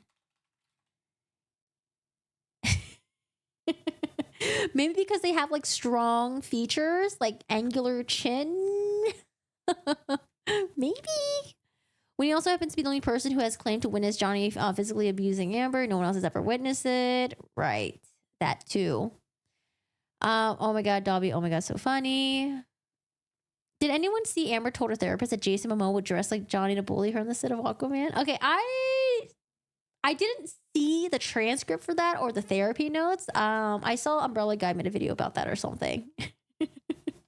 I don't know. I thought she claimed that her and Jason Momoa had like a good relationship or something. Or maybe am I just making that up? Maybe I am. I thought they were cool. But now she's like turning against Jason Momoa and like the studio or something, right? I don't know. I haven't seen that. I need to find. Is it like a therapist note somewhere? It's probably on the Depp Dives on that, right? Maybe I can find it. If I find it, I'll read it. But yeah, I did hear about that. I don't know if it's true though, but I did hear about that. Answer. Let's see. I cannot give you a date. I do not recall, but it was Whitney who it came from. Okay, did you understand that Johnny Depp was suing the Sun and Mr. Wooten because they called him a wife beater? Yes, ma'am. And who did you understand that meant that the Sun and Mr. Wooten in defending were required to prove that? In fact, he was a wife beater. Objection. Calls for a legal conclusion, assumes facts not in evidence, vague, ambiguous, calls for hearsay. The witness. Again, I'm going to just say the same thing I keep saying that you keep striking. When Whitney got up, flipped all the stories she said to me, that's all I'm coming forward with. I don't know what I did or did not understand. I was shocked at the level of what she told me versus what was said on the stand. So strike it, do whatever, but can you just please just move on? She's so done and over with. Berta Hoff, move to strike is non-responsive and hearsay. Let me try the question again. Did you understand that it was that the Sun, Mr. Wooten, in order to defend against Mr. Depp's lawsuit, that they had present proof that he was a wife beater? Calls for hearsay, calls for legal conclusion, asked and answered. The witness, no. You didn't understand that? No. Asked and answered. Okay. Do you understand that Mr. Depp has brought a lawsuit against Amber Heard in Virginia and the United States claiming that she defamed him by saying that she was the victim of DV? Camille Vasquez. Objection. Calls for a legal conclusion. The witness. Yes. And do you understand that requires Amber Heard to be able to prove that she was a victim of DV? Objection. Calls for hearsay. Calls for a legal conclusion. The witness. Yes, ma'am. Elaine Bertahoff. And do you have any personal knowledge of whether Amber Heard was a victim of DV at the hands of Johnny Depp? Objection. Calls for conclusion. Calls for speculation. The witness. No, again, all I have is what Whitney said to me and saw what she said on the stand. So that's all I have. That's all I'm trying to do. Ms. Bredehoff. Right.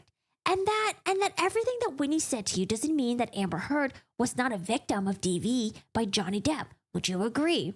I feel like, I don't know, wouldn't Whitney, if Whitney was, like, why would Whitney be making up stories about Amber Heard abusing Amber Heard abusing Johnny Depp? Like, wouldn't it be the other way around? If Whitney was so close to Amber, it would be like, oh my God, like Johnny Depp is abusing my sister. I don't know what to do. Da, da, da. Like, I don't know. Like, I that to me seems more likely, but. Kay says, yep, I saw the note. I'm not sure that was her thinking the world revolves around her. Jason Momoa was wearing tons of rings that had somewhat similar styles to JD for ages. Wait. When she said dress like Johnny, you meant like because he wore rings and his style of clothing? I thought it was like Jason Momoa was dressing as like Captain Jack Sparrow or something on set. Wait, what? Narcissist seems to think sometimes that paranoia that comes from thinking that everyone revolves around them. Yes, Jason Momoa heard this also, tore the final pages out of the book.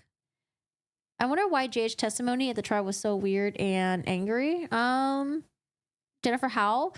Basically, the Jennifer Howell, like, I think it wasn't really her testimony. It wasn't like a live testimony. It was actually excerpts from the deposition. So what I'm reading right now, parts of this made it to trial. It wasn't like a live testimony that she did. It was like parts of her deposition, I believe.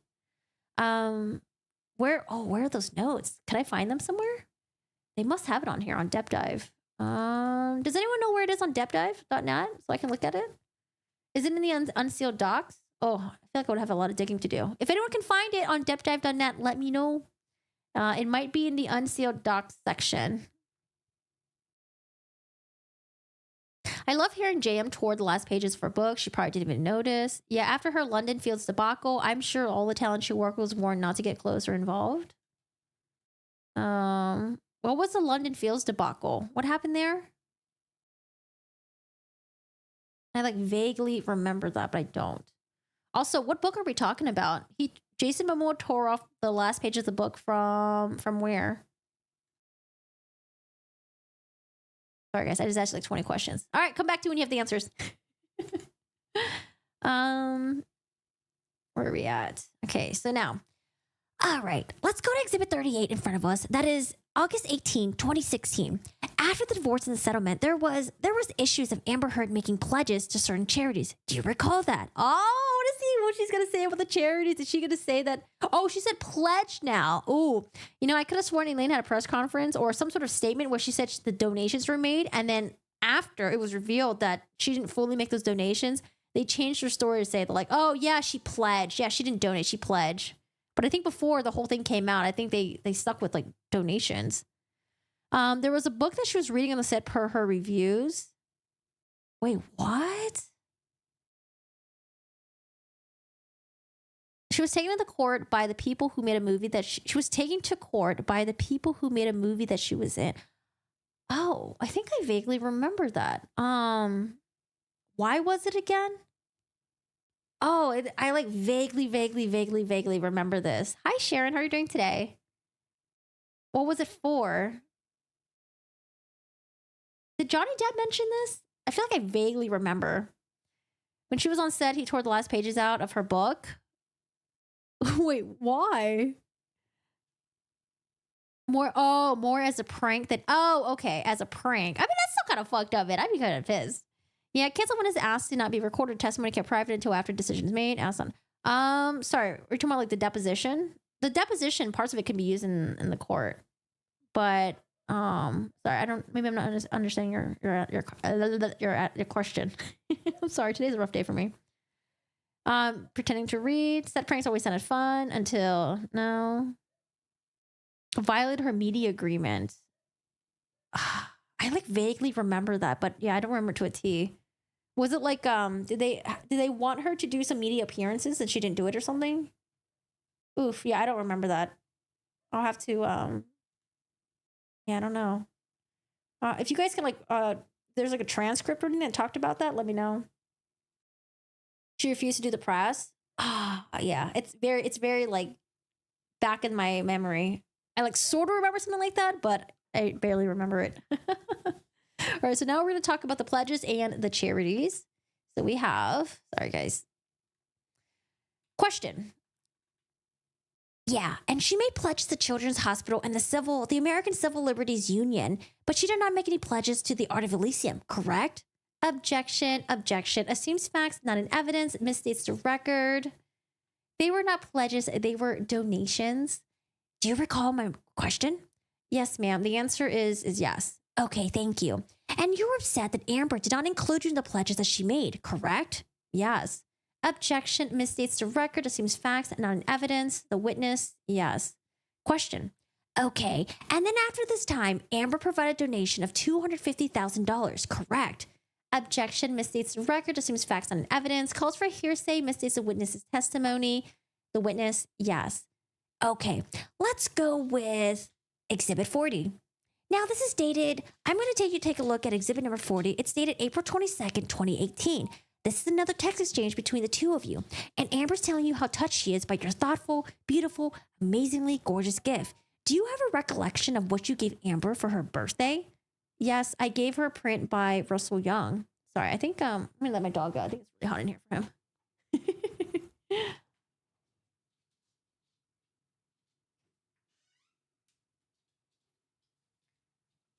I think it was in Dr. Hugh's therapy notes. Someone on Reddit transcribed them. Could we get the original notes? If you find the original notes, can you post in my Discord? I want to take a look at the original notes. Oh, it must have been, wait, were the therapy notes were released? Was it part of the unsealed documents?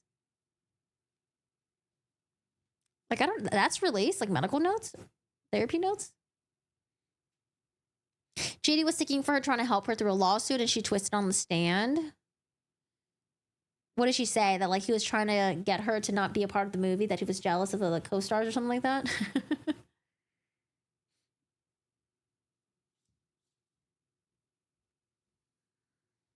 Oh, yes, the AC is on now.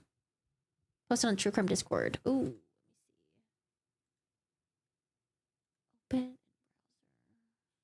Okay.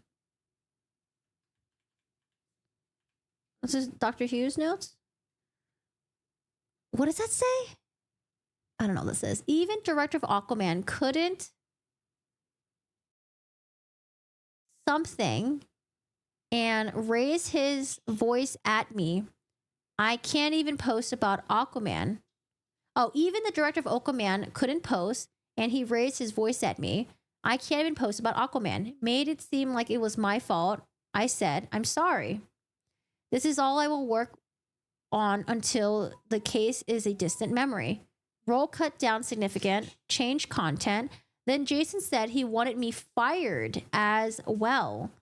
This was Justice League. Zack Snyder, his wife, producer, Stand By Me. I don't know why it's cut off like that. Okay, what is this? Plaintiff's trial exhibits. Where can I get a copy? Oh, this is on deppdive.net. Oh, I could probably find this then.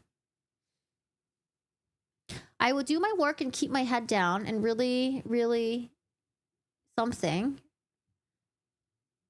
Something face studios to execs. Oh, have to face studio execs.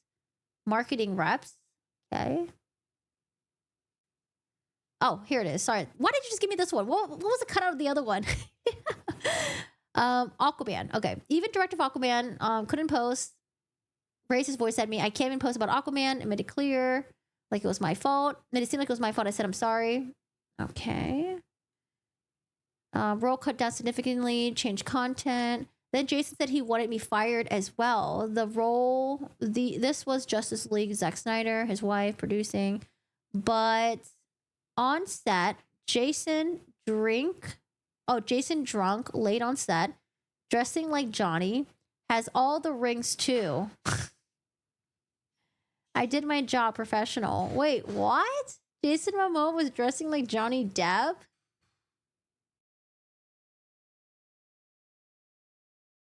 I don't even know how to react to that. Nobody can take selfies with me on set. Given black something, don't post anything on social media. Oh, given like blackout, don't post anything on social media. It was just me. Everything, everyone else. I don't know what the fuck this says. Men wear rings. I don't know. Okay, these are some interesting notes. Okay, all right. Well, I read them.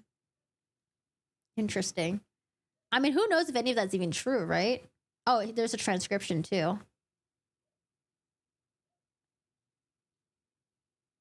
Okay, seems about right. I think I wrote that. Or I read that. Thank you. I appreciate that, Rain. Thank you. She was being sued because she violated the agreements and JD supported her in the texts and emails. Okay, I think I remember that.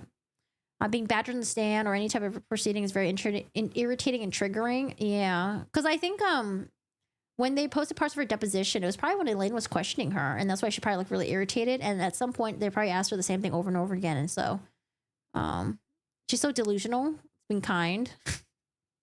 I struggle to read that. AH also thought the JD folks were planting the story for arrest. That was just the internet being the internet. Yeah. She's delusional and cruel, though. You know, I hope she's decided to make some changes in her life. I don't know. She's fucked off. She has a kid and she's living in Spain, right? So people can change. It's just that good luck to the next person that's gonna be in a relationship with her. People can change, but they might be a real fucking headache before they really do. Main character syndrome. I mean, who knows if the stuff that she was telling to Dr. Hughes was even true or not, right? Or if she was just making it up as well. The one thing Amber never understood would be coming for her, Twitter. It's not Twitter anymore. It's called X. Stupid name. All right. Going back to this. It's dated April 22nd, 2018. This is another text exchange between the two of you. And Amber's telling you how touched she is by your thoughtful, beautiful, amazingly gorgeous gift. Do you have a recollection of what you gave Amber for her birthday? Yes, I gave her a print by Russell Young. And she said, I consider you like a sister to me. I love you. Do you see that? Answer, yes. And you responded, I love you. And you responded, I love you so much and consider you my forever sister. I'm so glad you were born and can't wait to keep celebrating you. Do you see that? Yes, ma'am. Question. Okay, and again, this is after all the statements that Whitney Heard has made to you that you reported in the declaration and the witness statement, correct? Answer, yes. I mean, if anything, I think this makes, this, I don't know. I don't think this really proves Elaine's point at all. I feel like Jennifer Howell was close to these girls, and you know what? She just couldn't stand for injustice happening when Whitney went up there and lied for her sister. So, I mean, yeah, she could have been really close and she could have loved Amber, but, you know, the fact that Jennifer Howell, in quotation mark, turned on her, I think that really speaks volume. You honestly pity AH because I once was a compulsive liar. I know how much AH is suffering from it, and she has her too many sycophants to ever hit rock bottoms enough to change. I don't know. I think I think this is rock bottom for her. This is definitely rock bottom. I don't know if she even has close friends or anything like that at this point. Maybe she does, maybe she still has her sister. But I don't know. In terms of like rock bottom, I think she really is already at rock bottom. But I think people can change, and I hope that she does change because we don't want people to be shitty all their lives, right? Like we have to give people a chance to change. But yeah, fuck her too. There's the way they throw around the sister stuff is like borderline disgusting and way out of control. It's so creepy, says Megan. Your theory is that Elon changed Twitter to X because Threads app starts with a T and they sit side by side when looking for the app, and now X is by itself at the end. Wait, what? I don't know if I follow that. They like TX, like Tesla? TSL? I don't know, maybe. Deep diving to the therapy notes and her manipulating the facts and the data was like so bizarre. Amber to Dr. Hughes. Jason wanted me replaced. He wanted Johnny to play me. Why do I read? Sometimes when I read your messages, I read it with such a serious tone, and then I realize you're fucking trolling. Right? I got every time when I read your messages, I gotta read in a very trolly tone. Jason wanted to replace. He wanted Johnny to play Mirage. Oh my gosh, Irene again. That's Elaine's usual style: harass people with a million long depositions. On the other side, just gives it and settles and drops her suits. She doesn't usually get forced to go to trial. I did hear about that. That usually like her cases end in like settlements and stuff. A person has to want to change. Yeah, I mean, maybe she does want to change.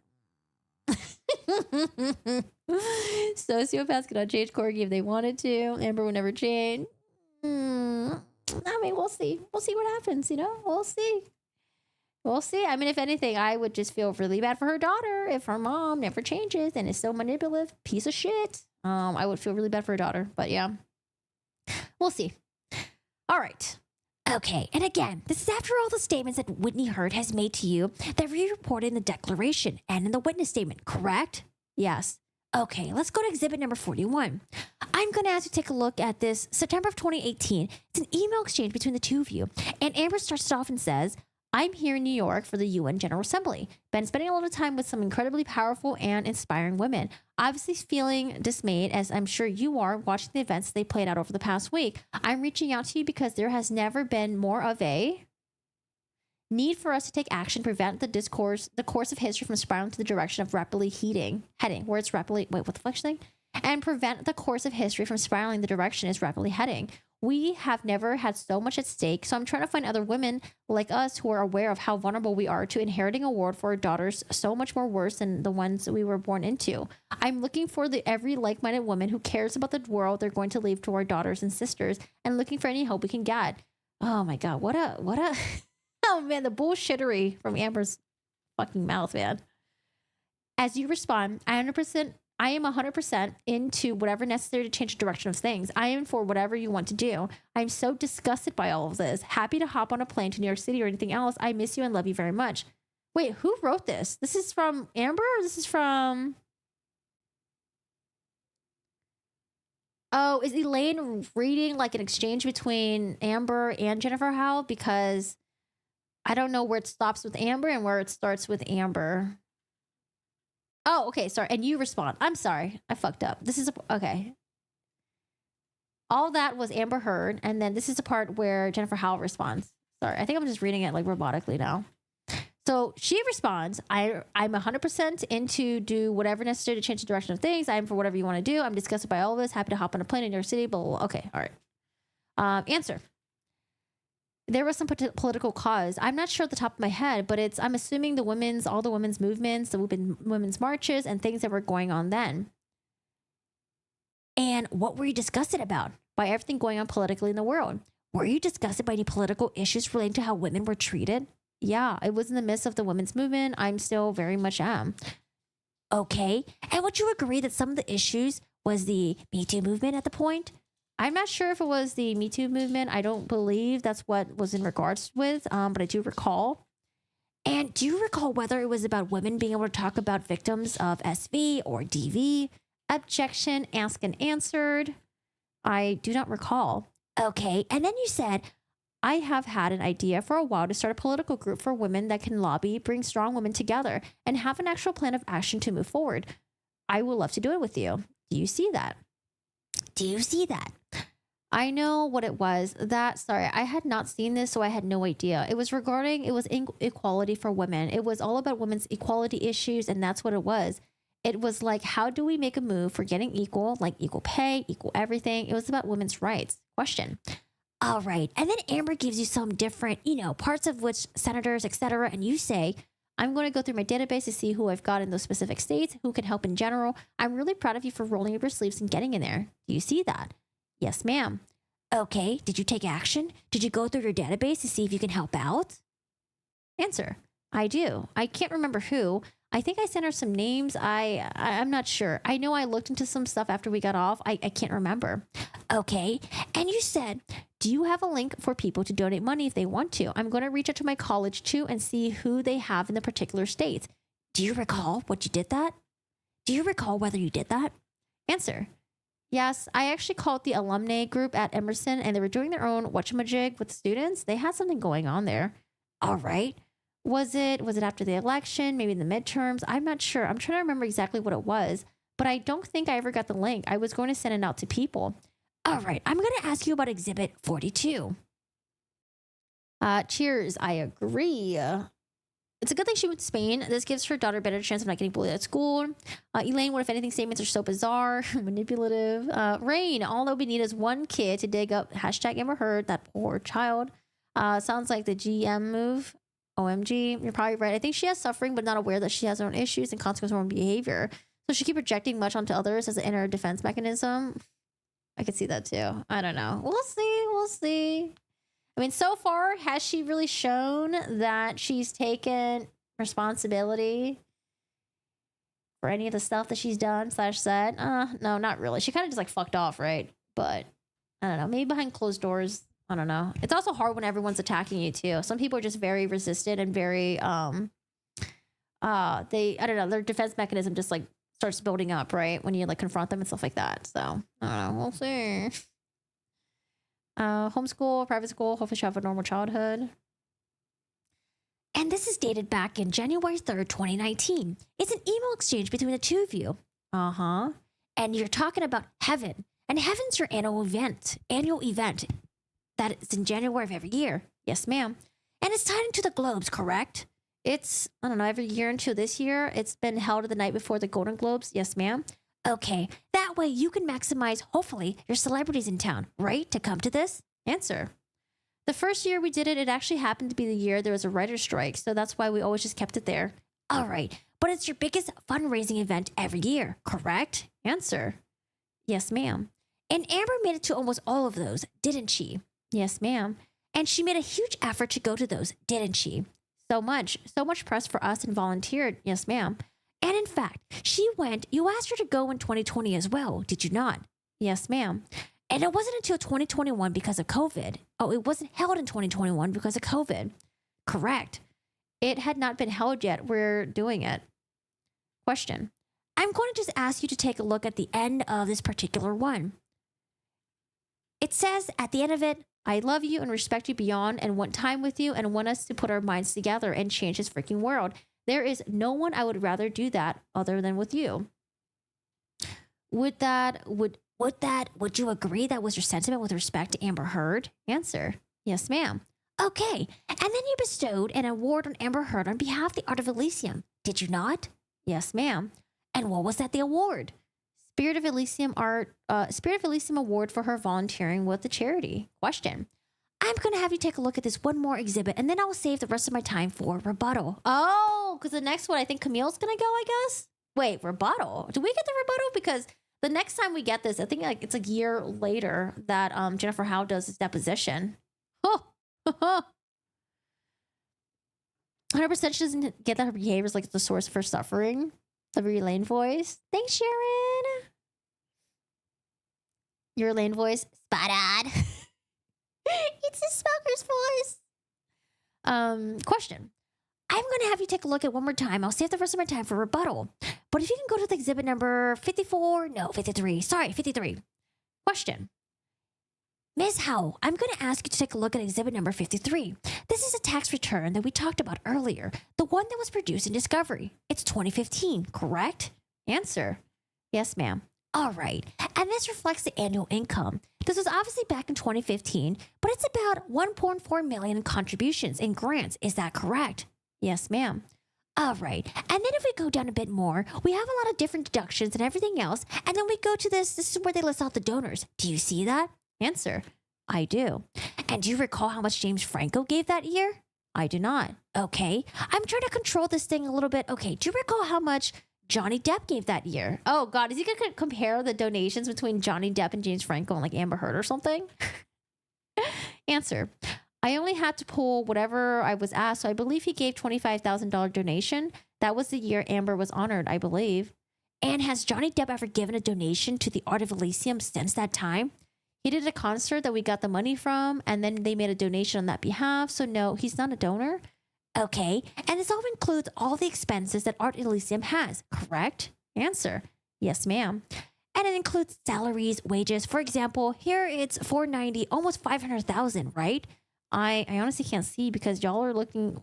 I can't see because y'all are in front of the document. But where are you looking? I don't know what you mean by in front of the document. All right. Like the way it's on my screen, I can't I see you, but I think where you're pointing is behind. I'm sorry. I'm not great with this stuff.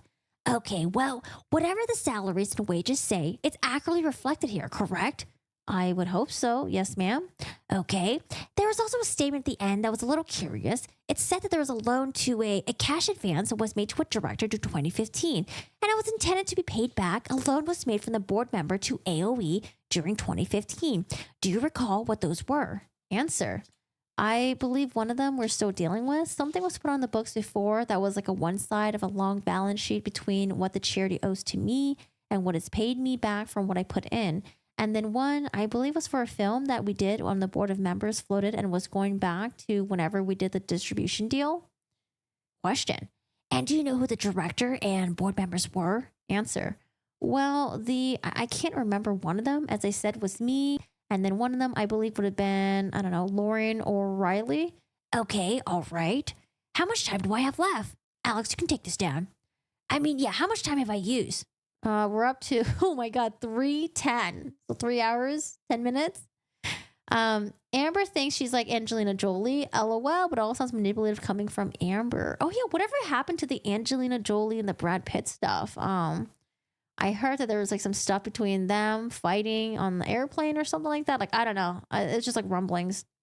Elaine tried to convince everyone Amber is a big movie star with a big income and huge stardom. Remember one of the witnesses that she had, the expert witness, Ms. Arnold? I forget what her first name was. Ms. Arnold was like, it was her, what's it called? Star of the moment. Fuck. The Star is Born moment. And then oh my God, I'm sorry. There's just so much craziness that happened at the trial. Okay. Yeah, that expert witness was very interesting. The Star is Born moment, yeah. Oh no, did my OBS disconnect? Hello? Is it connecting? Is it YouTube? You guys press 1 in chat if you can hear me. 1 in chat if you can see me, hear me. I don't know. I think YouTube just disconnected for a second there. Am I back? Hello? Welcome back. 1? Okay. 1. I'm seeing ones. Okay. I don't know. I got disconnected from YouTube. Epic lag spike on YouTube. You don't do this to me. We're almost done. We're almost done with the doc. So, she would have made so much money. LOL. Biggest lie told in the trial. The expert whose opinion is not worth the paper they aren't written on. LOL. 111. All right. Yay. We're back. Hi, guys. We are done with Elaine's portion of the direct examination because I'm assuming this is Elaine's witness. So now Camille's going to be doing the cross-examination, although, you know, it would make sense for the cross-examination to be done by Elaine, but I think this is Elaine's witness, I guess. Maybe, or actually, I don't know. Is there in depositions, do they say cross-examination? Or is it just like one person does direct examination, another person does a direct examination, and then just rebuttals? I'm not quite sure. I don't really know what the format is called in depositions. Okay, so now we have Camille Vasquez. She's going to go on next, and it's going to be very short. You can see the scroll bar here. Look how tiny it is. Camille, I guess, is not going to ask many questions, and then maybe there's not much goes on in rebuttal, but we're almost done. So now Camille Vasquez is going to take maybe like a 10-minute break. This has gone on for a very long time. I don't know. Right here it says 5 hours. So maybe it was like 5 hours total, not including breaks, maybe. I don't know. Okay, so now we're going to have Camille Vasquez. Let's see what Camille Vasquez says. Camille Vasquez says, Ms. Howell, Mr. Spear, Ms. Messenger, thank you very much today for appearing for the deposition. As you know, I represent Mr. Depp, and California rule applies to this deposition, and Ms. Bretterhoff has graciously agreed to, off the record, to adjourn the deposition at this time. Oh, she has 20 minutes left, I believe, to do a rebuttal examination of you, Ms. Howell, and I have 3.5 hours to do a direct examination of you and get your testimony. I've had personal issues come up, and so we're going to request an adjournment of the deposition at this stage. Wait, what? And reschedule for another day, another time, where you can come back for 3 hours and nearly 4 hours of deposition testimony by both me and Ms. Bretterhoff for her 20 minutes. Will coordinate with you with your attorneys to come back and finish the deposition, but we're very grateful for you today for sitting for your deposition for the first time of it. The witnesses, thank you, thank you, thank you. Mr. Ben Chu. Yeah, this is Ben Chu. Thank you so much, Ms. Howell. We really appreciate it. The witnesses, thank you all. Elaine, thank you. Elaine says, thank you. Elaine says, thank you. I just want to go on record just based on Ms. Vasquez's reasoning of request in a personal matter. I absolutely agree to do so and have agreed to adjourn. Okay. I mean, we get anything here? The deposition isn't done until a year later? What happened? What the? Okay. Because again, this was dated in February 26, 2021. And then the next deposition that we get is going to be... Where'd I go? I lost the page. Where is it? Deposition transcripts. Yeah, like a year later. Oh my goodness. What happened? This is from a year later. Yes. The funniest was when they compared it to Jason Momoa, Zendaya, Gal Gadot. Yeah. Some very interesting expert testimonies. Okay, I just want to load this really quick. So is this going to be all Camille Vasquez then? And then a little of Elaine Bretterhoff in the end? How are you guys all doing today? Oh, we're at 2.5 hours. Oh my God. I think we fooled around way too much today, guys. Too much side tangents. Okay, this is loading. Wow, this was done like a year later, and is it gonna be mostly Camille Vasquez that asks questions, or who's gonna ask questions?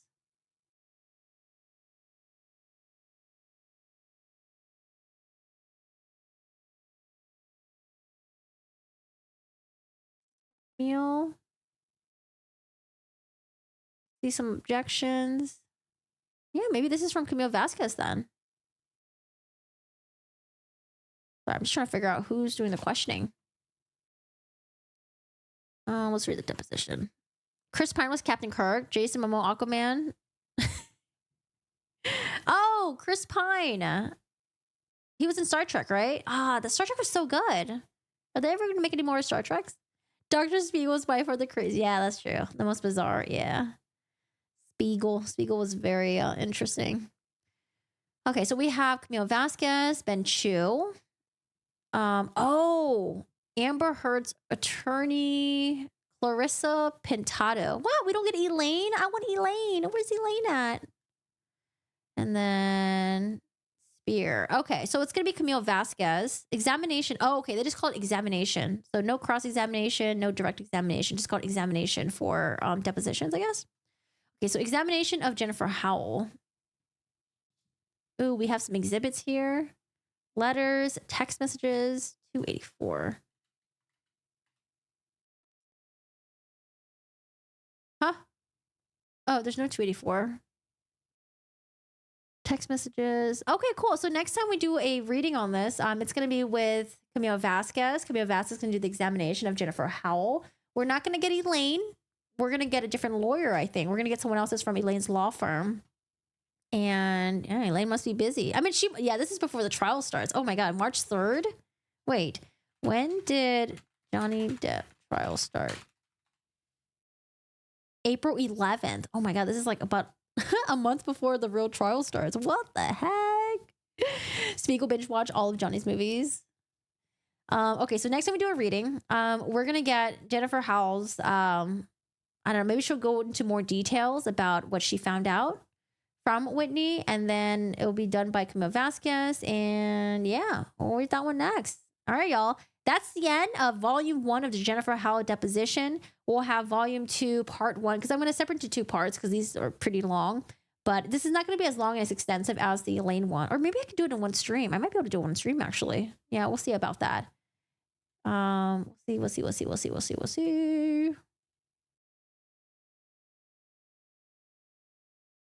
Is there anything else that I need to cover? I don't know. I haven't really been keeping up with other stuff. I saw that there was like Koberger search results on Amazon. Prosecutors are trying to get a hold of that. And then other than that, I haven't really been seeing any updates or anything like that. I know there's 2 trials happening. I think that's about it.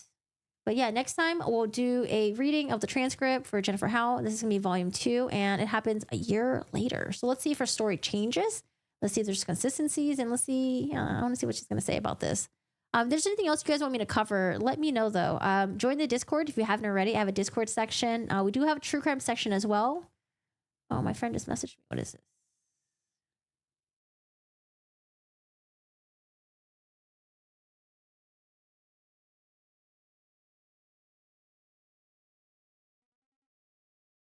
Okay, I got this already. Oh, Courtney Clenny stuff. Yeah, I saw that there were text messages. Maybe. I haven't watched it yet. Yeah, there's a lot I have to catch up on. Yeah, text messages. We'll see. I think for October's like a pretty quiet month, I feel like. We did have a lot of trials that were scheduled for October. But I think at the end of this month, I think there's going to be like a Sarah Boone status hearing.